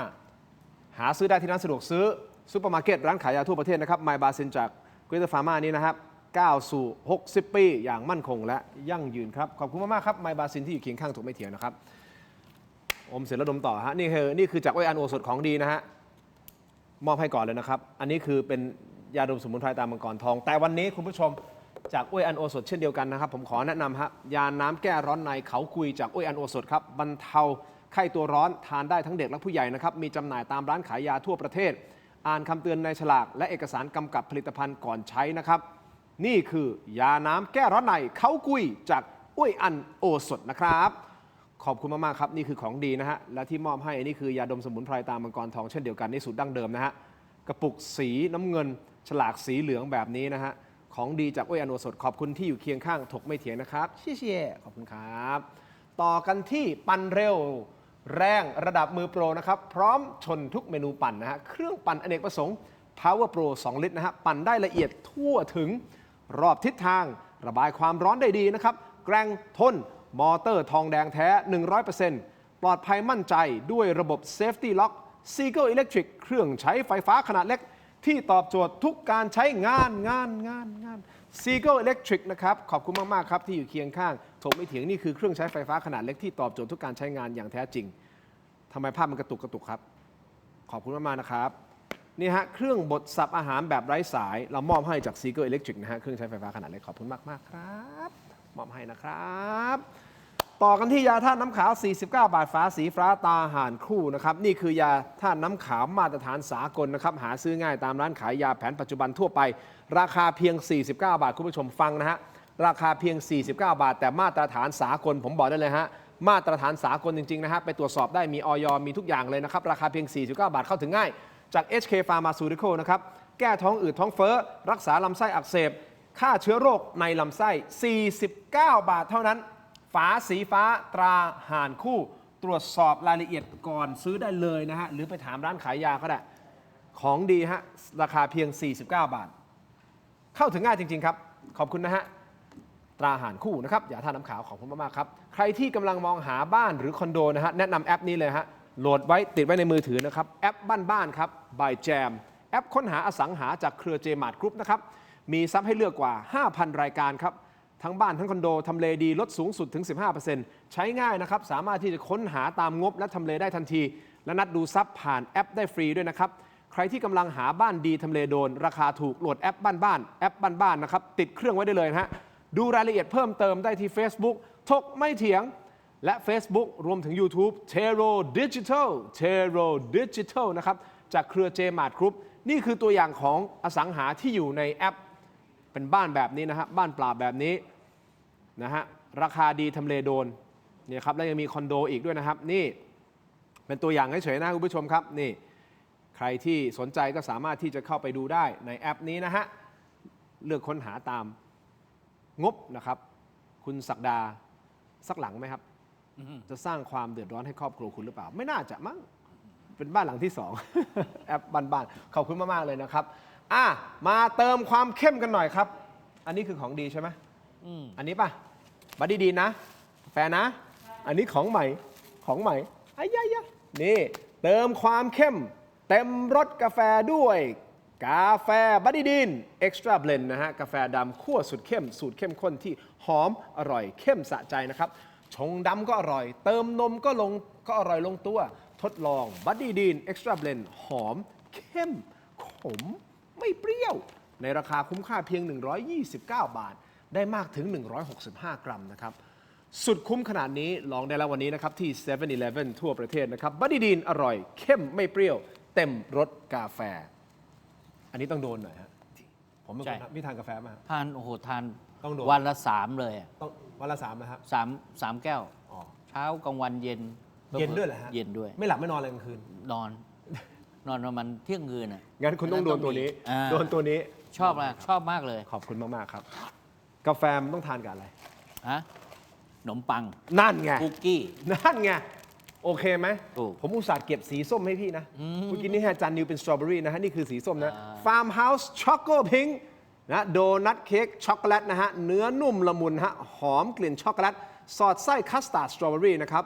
ไส้แน่นเต็มวงรสชาติหวานกำลังดีพร้อมกลิ่นหอมของสตรอเบอรี่อบใหม่ไม่ทอดเหมาะสำหรับเป็นของว่างที่ช่วยเติมพลัง Farm House Choco Pink Donut Cake ขอบคุณมากๆครับอันนี้ขอบอกว่าตีน้อยของผมจะเริฟมากๆมีให้ผมบ้างป่ะเนี่ยให้แต่แขกผมมีเปล่าผมไม่มีเหรอผมไม่มีเหรอผมต้องซื้อแต่ผมต้องซื้อแต่แขกได้ฟรีโอเคไม่เป็นไรครับผมซื้อได้ครับฟาร์มครับไม่เป็นไรผมซื้อได้ครับขอบคุณครับเนี่ยของดีครับขอบคุณครับต่อกันที่นวัตกรรมใหม่ตรงนี้ครับคุณผู้ชมครับนี่นวัตกรรมใหม่ BrainTech Tri-Screen นะครับจอเสริมสุดล้ำที่สามารถทำงานได้พร้อมกันถึง4 หน้าจอเวลาเดียวกันนะครับด้วยความคมชัดระดับ Full HD มีการเชื่อมต่อที่ง่ายสุดๆครับเพียงเสียบสาย USB Type C ก็พร้อมใช้งานทันทีน้ำหนักเบาพกพาสะดวกนะครับกดเข้าไปที่หน้า Facebook นะฮะ Tero Digital นะครับอย่าพลาดตอนสั่งซื้อครับใส่โค้ด Let's Play AI Let's Play AI นะครับรับส่วนลดทันที 2,000 บาทนะครับขอบคุณนะฮะที่เข้าใจผมนะครับว่าผมจะต้องขายของเพราะคือสปอนเซอร์เข้ามาขอบคุณมากๆ BrainTech Tri-Screen ขอบคุณครับผมสัญญาว่าผมจะขายของให้ได้เร็วที่สุดรวมถึงชนอโรมาทิกชนแฮนด์ครีม CHOL ครีมทามือพิมพ์เข้าไปใน Shopee Lazada TikTok Facebook นะฮะพิมพ์แค่นี้เลย CHOL ครีมทามือคุณไปดูฮะเป็นครีมทามือสูตรน้ำมันหอมระเหยแท้นะฮะธรรมชาติครับไม่มีน้ำหอมนะครับแต่มาจากน้ำหอมระเหยซ่อมแซมฟื้นฟูลดริ้วรอยได้นะครับอันนี้ผ่านการพิสูจน์จากการขายให้ชาวต่างชาติมาเป็นเวลาหลายปีที่ศูนย์การค้าชั้นนำไม่ว่าจะเป็นไอคอนสยามเซ็นทรัลเวิลด์ M Quartier King Power ขาย1 ใน 50 SKU ที่ผมมีนะครับนี่เป็น1 ใน 50 SKU นะครับที่ผมมีเท่านั้นเพราะฉะนั้นครีมทามือเข้าถึงง่ายเข้าใจง่ายนะฮะราคานะครับบอกได้เลยว่าคุ้มค่าลองดูฮะลองเปิดใจดูสายที่ชอบทาครีมทามืออยู่แล้วนะครับลดริ้วรอยได้ฮะเพราะว่าสารสกัดต่างๆจากธรรมชาตินะฮะมีการพิสูจน์แล้วนะฮะดอกพิโอนี่ต่างๆส้มอะไรก็ว่าไปในนี้อยู่ในนี้ลองดูครับเปิดใจนะฮะครีมทามือชนพิมพ์เข้า CHOL ครีมทามือขอบคุณมากครับชนอโรมาทิกนะครับต่อคุณเปิดคลิปกันหน่อยที่ คุณศักดาส่งข้อมูลเกี่ยวกับการซื้อเสียงในพื้นที่ชลบุรีมาให้กับทีมงานของเรานะครับ อันนี้คุณบอกว่าซื้อเสียงใช่ไหม ครับ คุณศักดาซื้อเสียงจริงเหรอฮะ ผม ตั้งข้อสังเกตใช่ไหม ไม่อัน ไม่ นี้ ใช่ไหม อันนี้เราได้ยินได้ฟังเรา โอเคงั้นฟัง รารู้เลยว่า งั้นฟังก่อน อยู่ในกระบวนการ โอเค เชิญครับ โทรศัพท์แค่เบอร์โทรศัพท์อ่ะ แล้วขอไปทำอะไรอ่ะ เขาอาจจะโทรเช็คไงเข้าใจไหมเจ๊ โอ้นี่แค่เช็คอะไรวะงงหลงงงเช็คเขาเช็คได้อยู่แล้วนะเจ๊ โอเคไม่เป็นไรไม่เป็นไรเพราะว่าเราให้เจ๊เขาไปจดคือตัวเราเองอ่ะเราก็ยังไม่ได้เจอกันใช่ไหมแต่เรารู้บ้านเลขที่เขาฉันเป็นประธานชุมชนอยู่จะรู้ ก็หนูไม่เคยได้ยินอันนี้มีปัญหาพวกหนูไม่ใช่ที่จดไปเนี่ยไม่มีปัญหาไม่ได้เมฟไปนานมันมีบ้านเลขที่มีตรงหมดเลย ส่งไปแล้วใช่ไหมของจะปวดลักษณะนั้นหรือเปล่าเราก็ไม่รู้ ส่งไปแล้ว ไม่แล้วเจ๊เดี๋ยวสรุปเขาให้เบอร์5หรือเบอร์ 3 สาม โอเคครับเขารู้เรื่องแค่นั้นแหละเจ๊ เบอร์สาม ได้ครับเจ๊ เมื่อกี้ โอ พี่ เคโอเค ครับโอเคงั้นหนูจะได้ชัวร์ว่าหนูจะไปปีที่ผ่านมาหนูก็ไม่ได้เงินไม่ได้ไงบางคนก็ไม่ได้ แต่ก็ไปกาให้เขาแต่ไม่ได้เงินที่อื่นไม่ใช่เรา อ๋ออันนี้เบอร์สาม ครับโอเครู้เรื่องจบครับวางตรงนี้ ส่งให้กกตหรือยังฮะ ยังไม่ได้ส่งมามีผู้หวังดีเนี่ยคืออย่างนี้ครับพี่ดินสั้นๆนะว่าลูกสาวเนี่ยคุณวิดาไปหาเสียงผมก็มีโอกาสไปด้วยก็เลยพูดคุยกันเรื่องของการซื้อเสียงเนี่ยมีไหมก็บอกโอ้เยอะแยะเลยก็เลยบอกว่าถ้ามีเรื่องพวกนี้เอามาส่งให้หน่อยนะมาบอกให้หน่อยนะเพราะว่าผมไม่ได้เคยเห็นหลักฐานอะไรเงี้ยปรากฏว่ามาเมื่อวานมีผู้หวังดีเอามาให้3 คลิป 3 ที่นะไม่ใช่เขตลูกสาวนะเขตอื่นด้วยนะ มันเป็นคลิปจัดตั้งหรือเปล่าคลิปจริงคือ อันนี้ตรวจสอบ ผมไม่ได้ ได้ กวนนะผมไม่ได้กวนนะแค่อยากรู้ว่าตรวจสอบยังไงเพื่อให้รู้ว่ามันคือของจริงเราก็ใช้ตรรกะก่อน โอเค ใช้ตรรกะในการดูว่าคนเหล่านี้เนี่ยมันแอบถ่ายหรือว่าตั้งใจถ่ายกันหรือว่าตั้งใจพูดล่อเป้าเพื่อให้เขามีการตอบถามอะไรเงี้ยผมว่าพื้นฐานอย่างนี้ในฐานะที่เราผ่านประสบการณ์คนเนี่ยเราพอฟังออกนี่ข้อ 1นะข้อ 2เนี่ยวิธีคิดง่ายๆครับใครได้ประโยชน์และใครเสียประโยชน์ถ้ากันแกล้งกันใครเสียประโยชน์ไม่ได้ออกมาอย่างนั้นน่ะใครได้ประโยชน์คนนั้นน่ะตั้งใจที่จะนั่นเขาหรือ3เรื่องนี้มันเป็นเรื่องที่มันมีอยู่จริงแต่ไม่มีหลักฐานอะไรสักทีหนึ่งซึ่งผมขออนุญาตที่มารายการของคุณทินเนี่ยเพื่อจะให้เห็นว่าเรื่องราวอย่างนี้เนี่ยมันมีขึ้นจริงในช่วงการเลือกตั้งกฎหมายบางเรื่องกฎหมายบางอย่างเนี่ยในทางอาญานะเขาบอกว่าตระเตรียมก็เป็นความผิดพยายามก็ต้องรับโทษถ้าทำความผิดสำเร็จก็ต้องรับโทษเป็นความผิดแล้วต้องรับโทษแล้วอันนี้นะครับอันนี้เนี่ยถ้าเข้าข่ายของการตระเตรียมไม่มีโทษนะไม่มีโทษถ้าตระเตรียมไม่มีโทษอ้าวดูคุณแสวงพูดดิดูคุณแสวงพูดถ้าฟังได้พี่ทินฟังว่า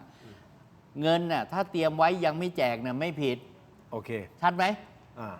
แต่ประโยคอย่างนี้คนเป็นเลขาธิการที่จัดการเลือกตั้งไม่ควรพูด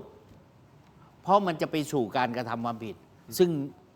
มันเป็นเรื่องไม่ดีอ่ะเป็นเรื่องไม่ถูกต้องแต่เรื่องของความผิดหรือไม่ผิดนั้นเป็นอีกเรื่องหนึ่งที่ผมมาเอามาให้คุณทินเนี่ยเพราะว่าคนเนี่ยที่เขาหวังดีว่าเขาเอาเรื่องการสอบไปในทางซื้อเสียงจะซื้อหรือไม่ซื้อยังไม่รู้ยังไปไม่ถึงเอามาให้ผมก็เอามาฝากคุณทินเนี่ยเพื่อให้สังคมเนี่ยให้คุณทินเนี่ยได้เปิดในรายการเปิดแล้วไงครับกกตได้รู้มันมีอย่างนี้ไปสืบได้นี่และถ้าหากว่าผมเอามาปั๊บคุณศักดิ์ดำเนี่ยไปกันแกล้งไม่ได้กันกองอย่างเงี้ยนะ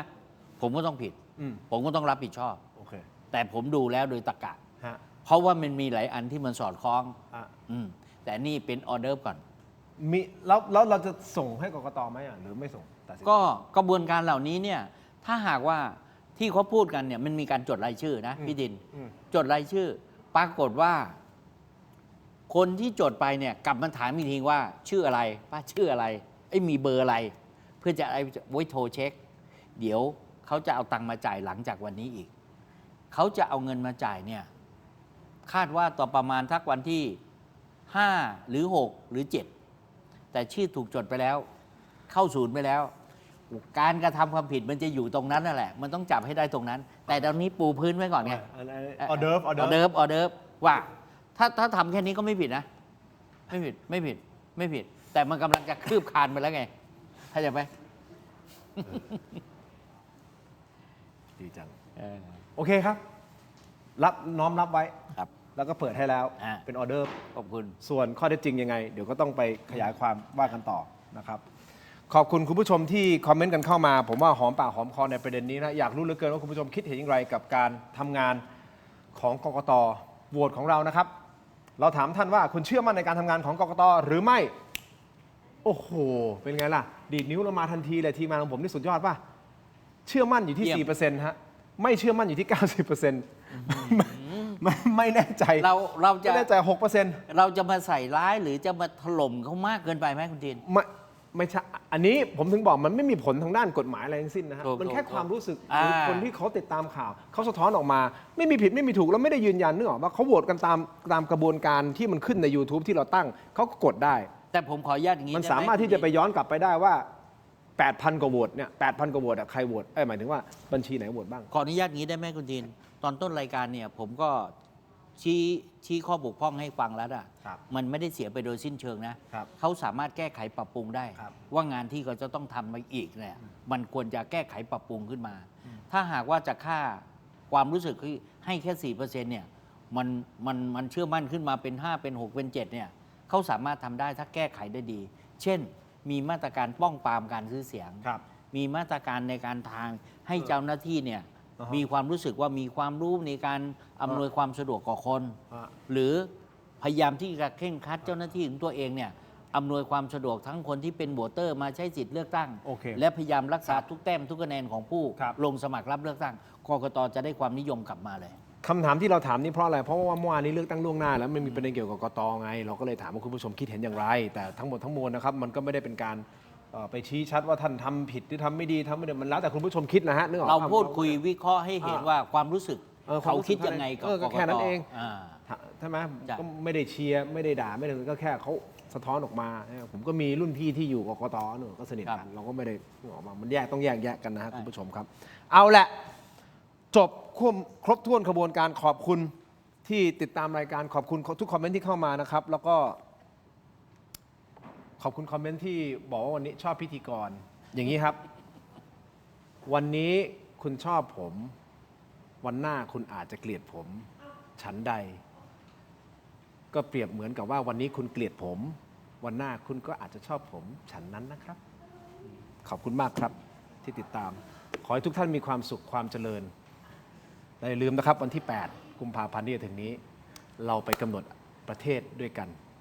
ขอบคุณครับสวัสดีครับ สวัสดีครับดิน ลาไปก่อนนะครับ สวัสดีครับ